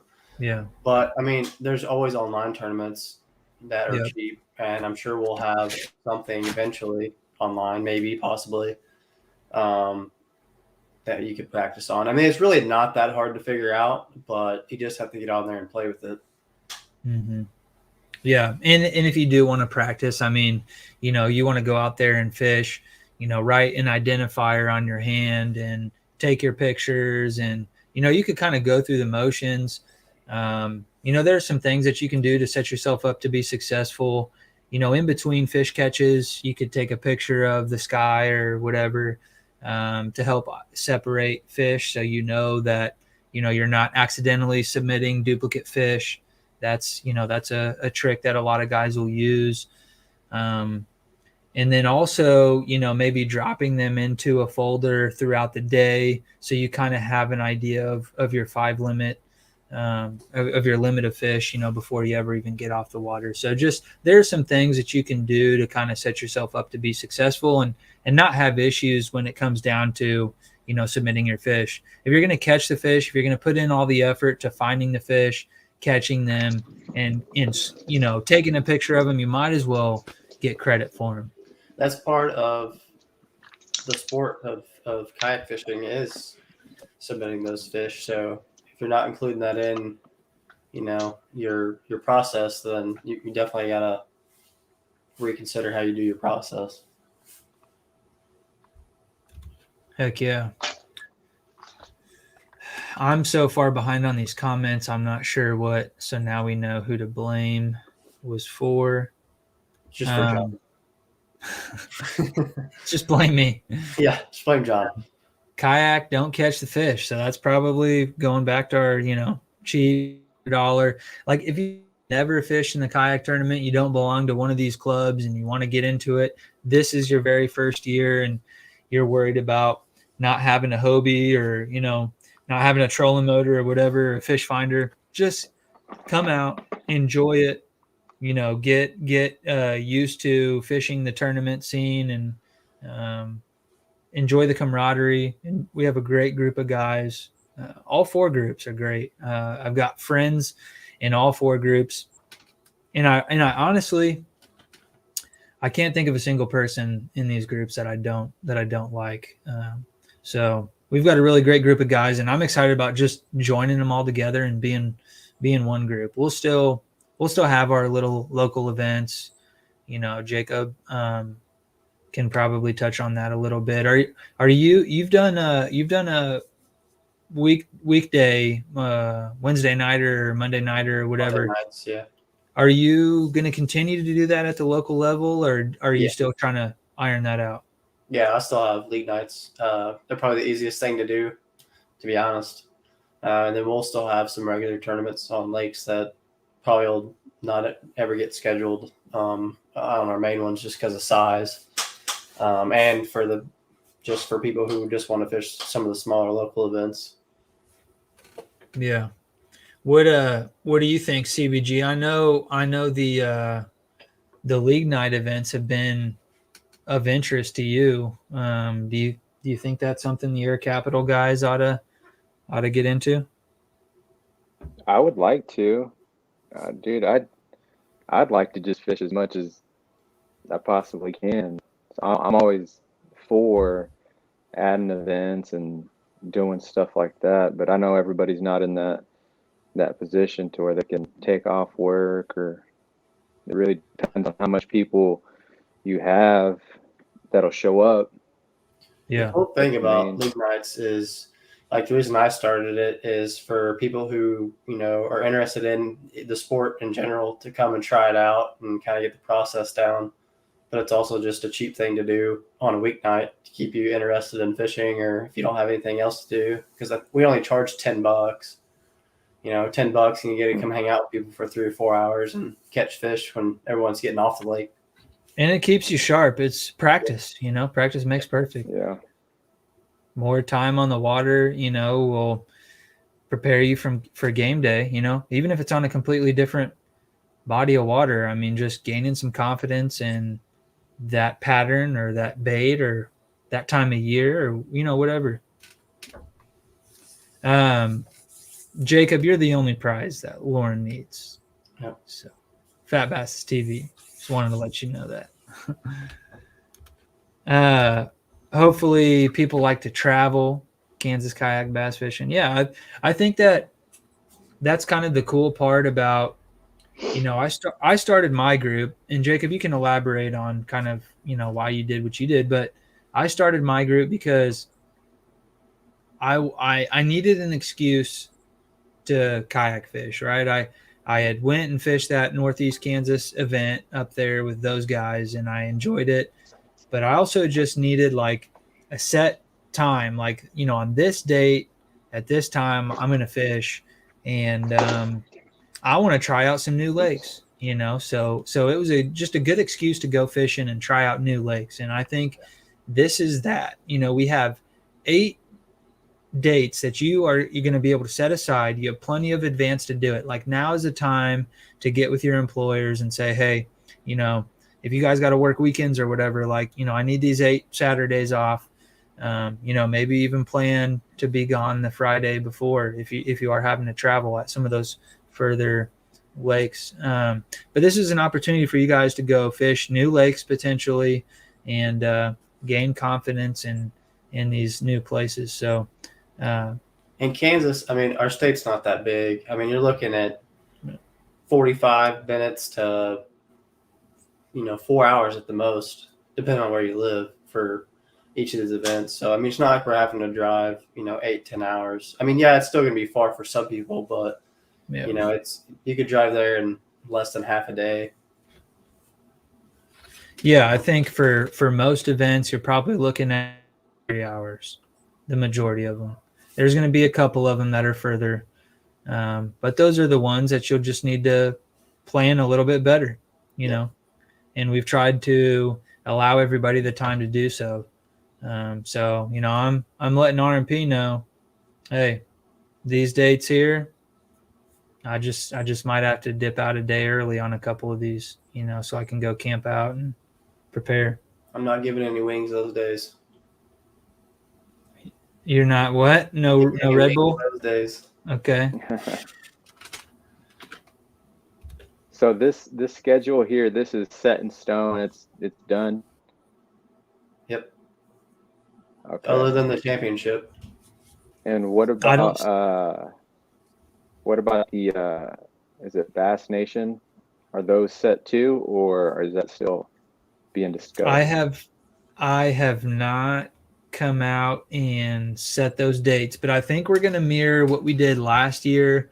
And I know, and actually you had a suggestion to do otherwise, but I think what I would like to do to help kind of keep people interested in not only the Kansas Kayak Anglers being a new thing, but also the KBN trying to gain some growth in that group as well, is I want to take the events that we already have established and run them in conjunction with these events. I think it might be more expensive, like per tournament, but it just saves on travel. More people might do it since they're already there. I mean, that's just kind of my thoughts on it. You don't have to schedule more time off with work. Yeah. And then the other thing too, I think are, we have people that are wanting to fish these regional and these national events as well. So if they've already scheduled time off to do these local, KKA events, then they can also, as long as they're willing to pay the extra entry fees for the KBN series, they can do it, just kind of do it all in one deal. So I think that's what we'll do. So I'll say for sure what events we'll pick out, but I think it'll be one, so it'll either be, I'll probably rule Mineland out on the KBN deal. I'd rather keep it to a single body of water for the KBN. We'll just plan on just doing 3. But we've got Perry, we've got El Dorado, Melbourne, Big Hill, Wilson, Timber Creek, and is what we have to choose from there. So yeah, I should probably get on that, but nothing set in stone yet. But I plan on going that route and using one of those events.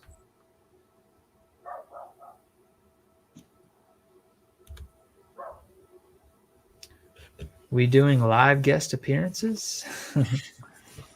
We did. Ones with cheeks for Wi-Fi. I don't know what that means. I'll go love with you, Job. Live, okay. Fat Basses. Come on, man. We've had you on the show. We need to bring Fat Basses back on here one of these days and maybe do some bait making for sure. I'm just looking for pro tips on recording and editing fishing trips. You got any pro tips there, CBG? Hey, pro tips.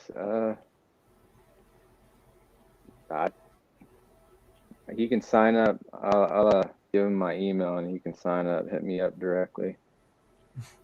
Don't drop your phone in the water. There's one. Yeah. First step, get a float tube. Yeah, dude, you were cranking them out in the float tube. Do what? You were cranking them out in the float tube. You switched over to the kayak and you stopped posting. Yeah, I didn't think I was gonna stop fishing out of the float tube because I don't know. I felt the same way I do about kayak fishing as I did once I got into the float tube and after getting the kayak or after even fishing those couple events the year before this. I don't know, just fishing out of a kayak just kind of every time I wanted to go out fishing, it was like kayak or float tube, and it was kayak every time. So, bro, I was excited for really, you. I knew before you that you were getting it, and I was excited. It was really about like having time to do it. the time that I do get to fish, I'd rather be in a kayak and I'd rather be dry. And I still love to fish out of a float tube when I can, but yeah, kayak fishing is just a little different. Yeah. I fished out of a float tube for the first time this year with old Keith Severns. We were targeting flathead, but Was it didn't warm catch anything. during that time? Yeah, it was. Yeah, we were using live bait, but yeah, it was warm, so it's been a while. Where'd you go? He lives on a sand pit Oh, outside. So you went outside? on the south side of town. Oh, I thought you said I gotcha. We were outside. Yep, sure were. Been looking for the AAKC video. What is AAKC? He's talking to Ivan. What is AAKC? All American Kayak Classic. Oh yeah, where's it at, bro? Just in the vault with the other 12 videos. I know how that goes. I'll get around to it. It'll be some good stuff. Like day 2 is going to be tough to put together because for about 2 hours of the morning, I just left the GoPro off. It was pouring on us, dude. It was. So left the camera off, and then I caught my 2 fish while my camera was off, and then the rest of the day was pretty dry. So I have to piece some good stuff together for that to make it watchable, but super cool event. Heck yeah. Does CBG put out videos? Fat Basses wants to know. I think Fat Basses has the same question for himself. Hey, there it is. Like, you dropping one, Fat Basses, or what? Oh, Fat Basses TV, huh? He sure was hitting that YouTube hard last year. When he's on, he's on. Yeah. All he's on now is his foot on the gas pedal, leaving a tournament early. Oh, dang. I ain't catching no fish. I'm leaving. I like it. I can't do that, man. I got to stick it all the way through, man. Yeah, I think I'd rather come away with the skunk, and finish it out. But yeah, I don't know. I'm just stubborn like that, I guess. Well, because you've seen it over and over. People end up catching fish in the last 30 minutes, and then they have their limit. So I'd rather take that chance than leave early. KK founding fathers. Okay, yeah. I'll take it. I'm just John's daddy. It's not a daddy I am. Hey, my daddy. Fat Basses identifies as a stick. Yeah, okay. Well, you got to prove it, baby.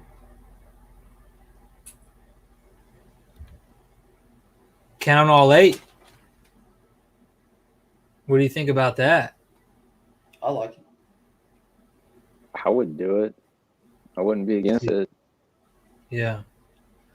How many people are you alienating by doing that? I don't know, but it would sure. Now would it eliminate the people that just absolutely can't make all 8? Would they not show up at all? Do you think? If they didn't feel like they had a chance at winning? I think it'd be silly to do it that way because you can still win individual tournaments. Because at the end of the day, you're just going for, if you're trying to fish all 8 and you can't, you're just going for one single award versus if you fished 5 and you won all 5. True. He says reward the guys committed. So, that, it makes sense.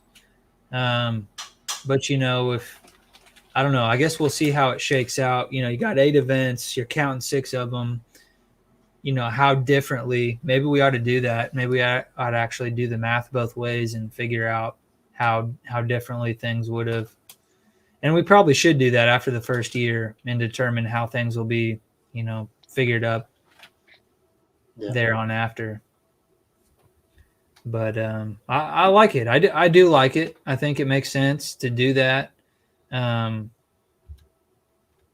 I don't know. Could come into a problem where we have an even amount and like we have like 4 people tied or whatever. Not saying we will, but that could potentially be an issue where we have to make it like an odd number or whatever. Mm-hmm. Nothing wrong with the swim bait, John, but you got to get some ribbon tail worms. What's funny about that is I picked up a pack of them, the exact ones, the black and blue power bait.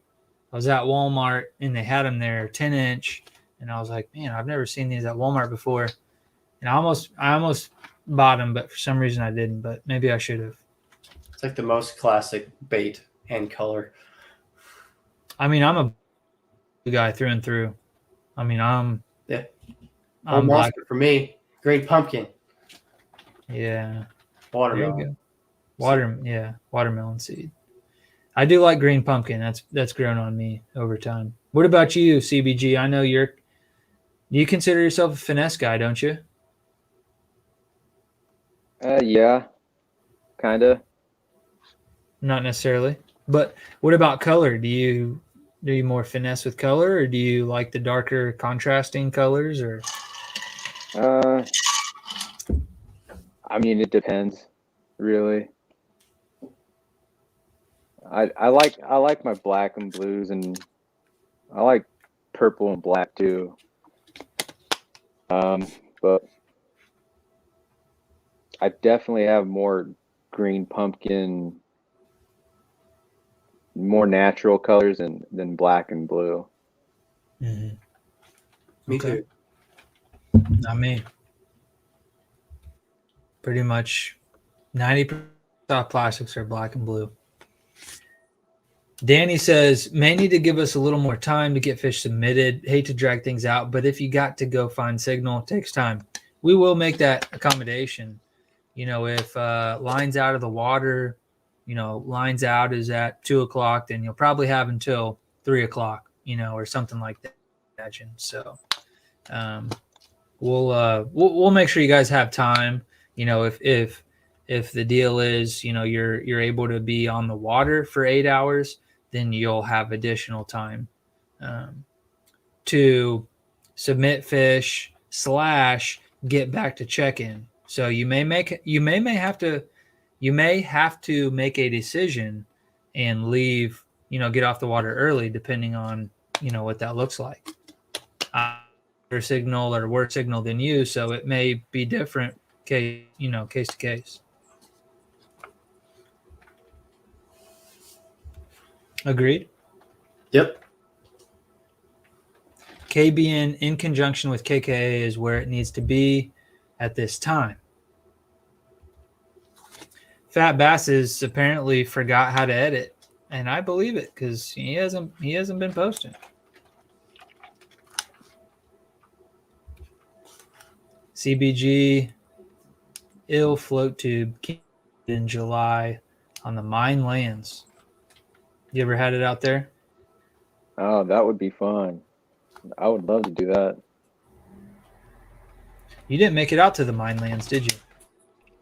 No, that was the only real event that I missed this year. The other one was more personal, but I wish I would have made it out to Mineland for sure. It was a good one.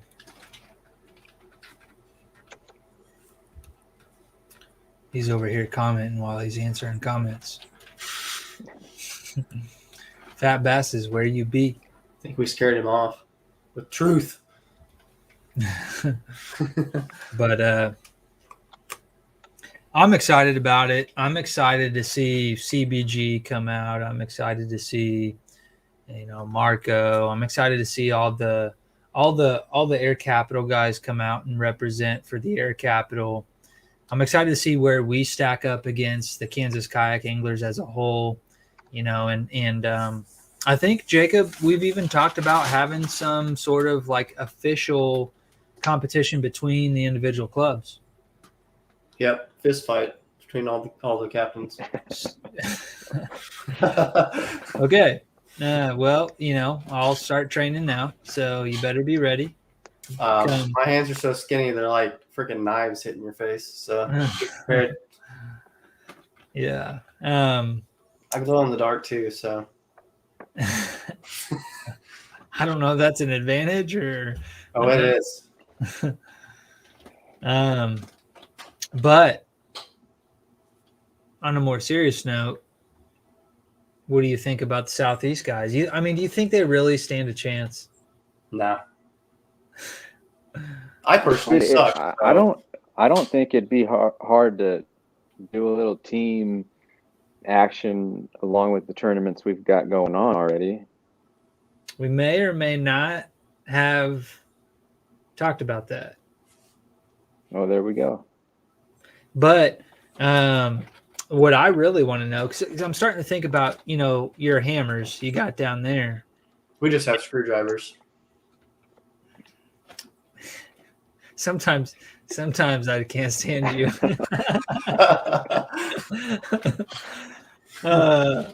I'm just wondering if Ryan Brook might be in their Capital Kayak Angler before too long. Well, we're all just going to be Kansas Kayak Anglers, so. Well, I'm just saying. Wait for that. If we're competing amongst each other. We can't switch after there's a combined thing. Well, if he's moving, right? He's selling his house. Like he's going to. Yeah, he's moving into this bedroom behind me. Is he really? Yeah. For real? Yeah. Dang it. You want to say that from the beginning. Bro, he likes Mineland too much. Ryan, I'll build a bed. I'll add a bedroom on my house if that's what it takes. Be your 8th kid. Come to Wichita, please. I don't see with that girlfriend he's got. Boyfriend he's got up there. Is it do we know for a fact it's a woman? No, it's a guy. He came back walking like bow-legged. I swear at the tournament. I was freaked out. Oh shoot. 5K.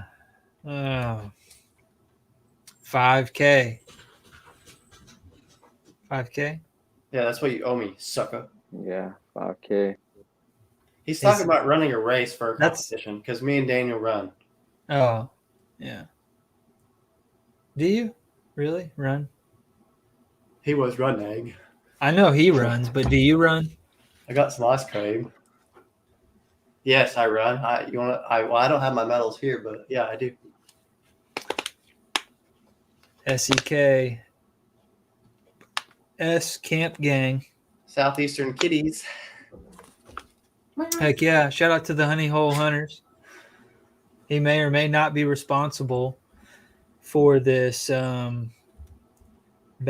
logo that I have. Boom, right there. Just appeared on the screen out of nowhere. What do you think about that? Shout out to the Honey Hole. Yeah. Yeah, he came out there and whooped up on you guys on some crappie action, didn't he? Yeah. On a really crappy day. Crappy day. Ryan is second through and through. You guys are not going to let Ryan go. You're going to literally let him live rent free just so you don't have to give him up. I don't care either way. I got Daniel, so that's all I need. Daniel won our championship, so I'll take Daniel all day. There you go. And somebody asked, I don't think I might have skipped over the comment, but I think somebody asked if Trevor K even fished anymore. Does he? He will. He got married, so you got to give it time to. I heard he was bird hunting. Yeah, he's probably duck hunting. Him and Cameron. Just hoping we haven't lost Ryan to the other side, like a few others. Dun dun dun. Dramatic. But CG, you got anything else for us tonight? No. thanks for letting me come on and talk about the upcoming season. I feel like you know, just the vibe I've gotten from you. You're pretty excited about it. Dude, I love this shit. Straight up. CBG, Yeah. don't forget that we're switching over to tape measures for the new rulers. Has to be at least Tape a 26 measures. footer. Yep. Yeah. Okay, See, gotcha. he's trying to take my guys out. Is what he's trying to do. I'm just trying to get the guy to come down here and fish with me. Catch boards only, right? No, release boards only. Gosh, dang. This guy. What is it? After like 9 o'clock, 9:30, you can't be serious or what? Oh, geez, he's man. drunk. No, I'm not. He's I haven't even drunk. drank the whole thing yet. It got hot. What about? Okay, so I have some rules pulled up here. Should we go over a couple of these here? Sure. Do you have any questions about the rules, Ivan? Not unless there's any noticeable ones that are different from last year or any previous years. Yeah, I mean, as far as like scoring fish goes, it's all going to be the same. You know, no hand under the gill plate, head to the left, tail to the right. You know, you're going. Be completely visible. Eye has to be completely visible. I did see somebody the other day. They shared a picture. I think it's somebody who has not competed with us in the past. And it was just a fun fishing picture. And the eye was covered up, or part of the eye was covered up. I meant to comment on that picture just to make sure they were aware of the rule. But yeah, that is important. I think that was actually Kevin in my group. He was posting a picture about Fort Scott, unless you're thinking of a different picture. I think it's somebody else, but you might be right. I don't know. You know, the measuring devices are definitely subject to inspection before the events. Catch boards only, right? So that can be the aluminum boards, that can be the composite boards. Yikes. Yeah. So if you guys are, you know, have hog troughs only right now, make sure you go get yourself a catch board. I think they're like $30. They're not too expensive, and then you can read them a lot better, anyways. Very durable. They're way more heavy duty than the hog troughs. Yeah. So, yeah, even if you go with the catch carbonate board, I think is what they call it. Mm-hmm. KETCH is how you spell catch for you guys that may not be aware of that. Go grab yourself one of those. Or you can get the aluminum.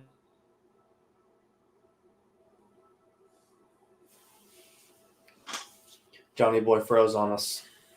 Mm-hmm.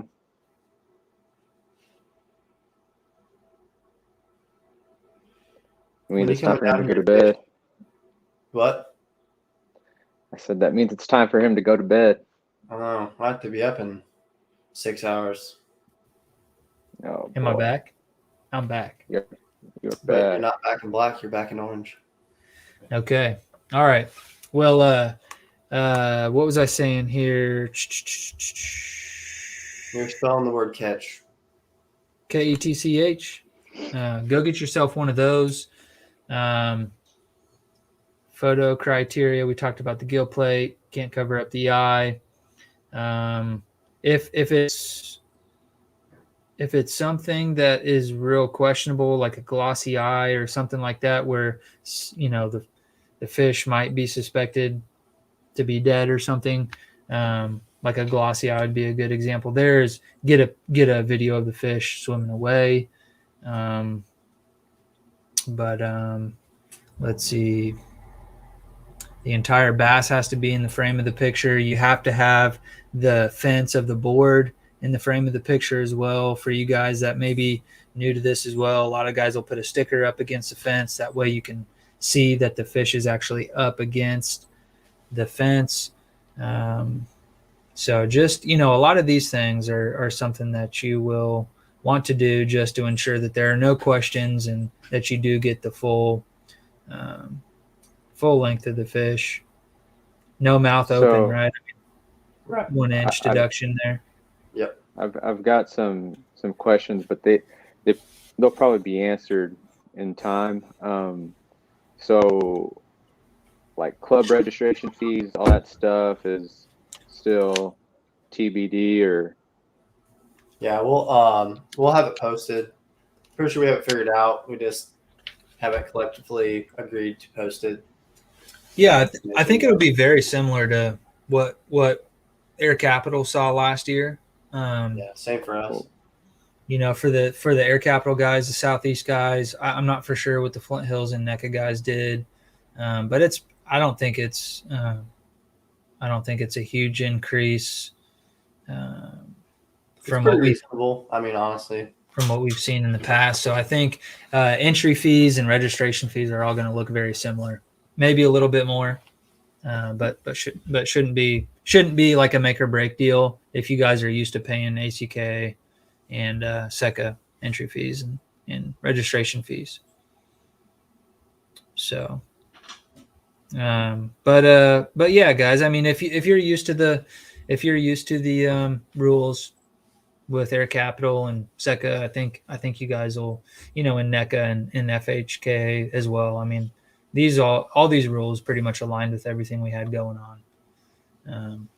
Tiebreakers are going to be determined by big bass. And then there's even 2-day event tiebreakers maybe being determined by the largest single day. Yeah. So just some little things like that. So I think that's the idea on the championship is we'll kind of do what Jacob did last year and do a 2-day. I don't think that we've necessarily nailed that down, but that's definitely been discussed. So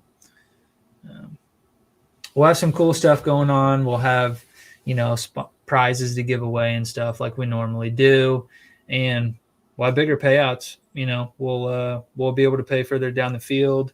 It's going to be worth people's drives, not only for payouts, but also for just being able to cross these new lakes off your list and being able to have a potential at some really good limits.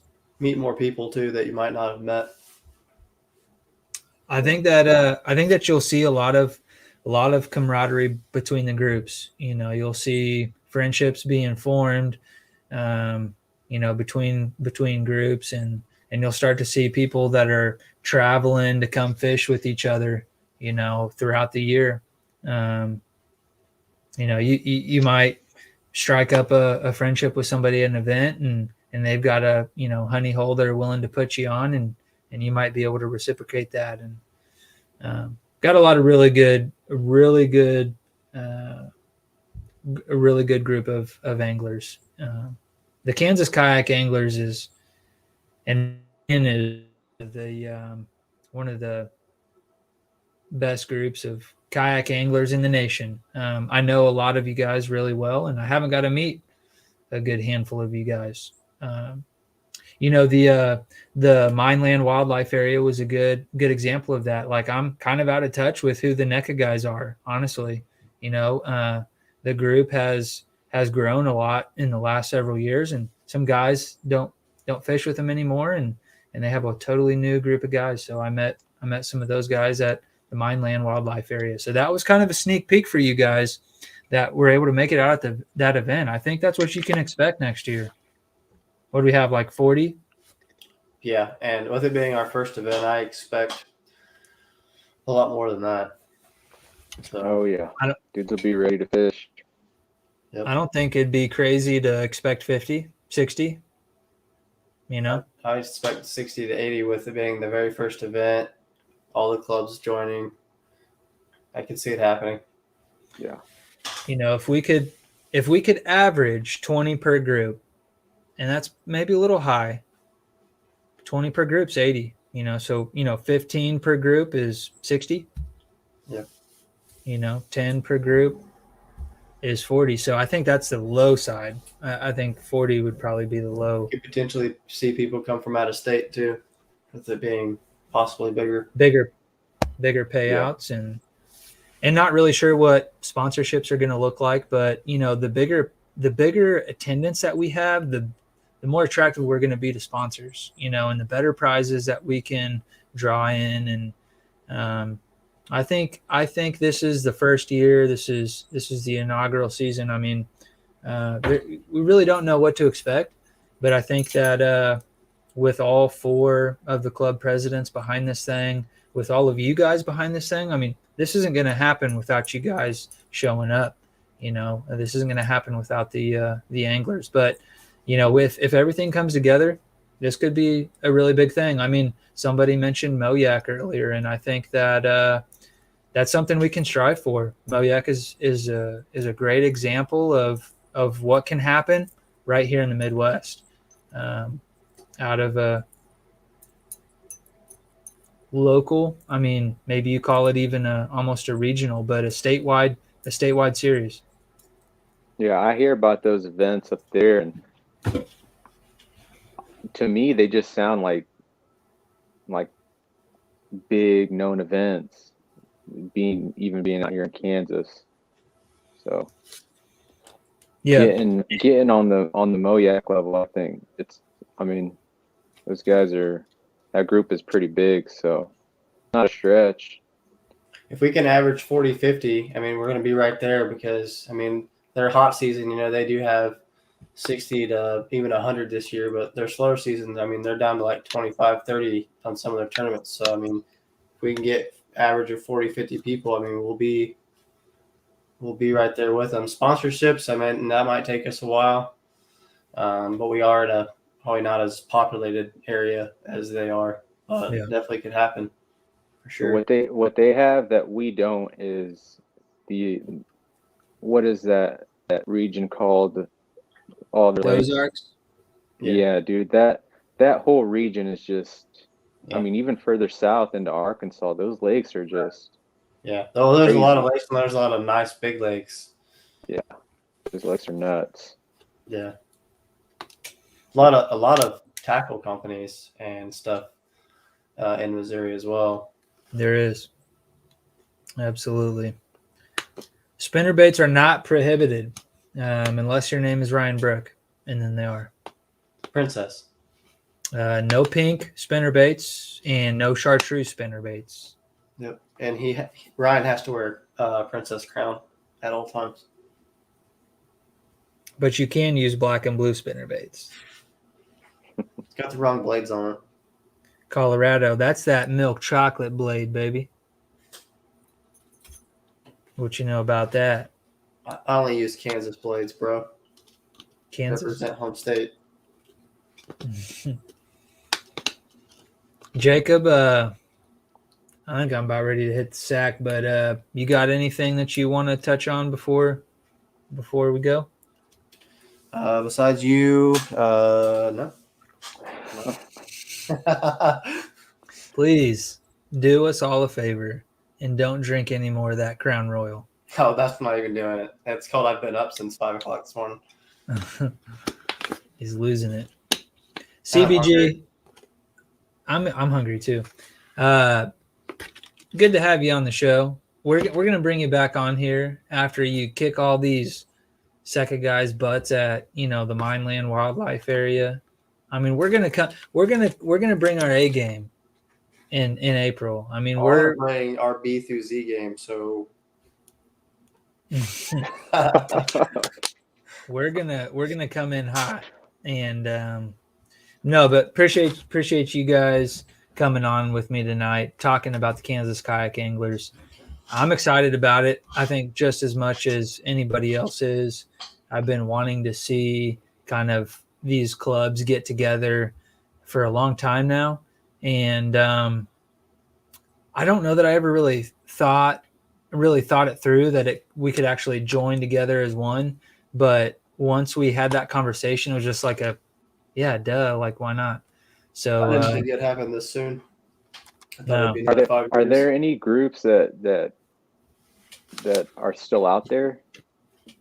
Not that I know of. No. Okay, cool. I was The only thing me and Steve were basically the last group in Kansas to start something, and we started in the same year. The only other thing we may draw some guys from is the mini boat deal. I know some of the kayak guys fish that. Like I think Justin Maples and Matt Scuchis have fished it. So I think there may be some guys that fish that out of a kayak that haven't fished our other series. So we may draw some of those guys over. Or, we may bring some of those guys out of their, Scamp style boat or, John boat or whatever. They may get involved as well. So we may be able to draw some guys from there. But out west, there's not a group. So there's probably a good handful of guys out there that are kayak fishing just for fun. We need to get with Jay Schwartzkopf and some of those guys, Jeremy and some of those guys that are out west, and see if maybe there's some other guys out there that might want to join. Yeah, I think a 2023 Western stop should be something we look at. That'd be cool. I'm down. Even though a little advertising once we get started too will help. I don't know of any lakes out that way, really. That's the thing. I don't think there's a whole lot of options out there. Yeah, but there's probably a couple that we could entertain. Shout out to Caleb Metzger. Appreciate you tuning in.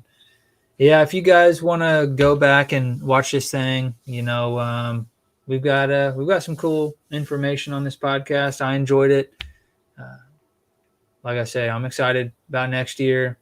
I might have to go shoot some squirrels with Jacob here in a couple weeks or so, but Months. I think months. Is it that far away? January 22nd.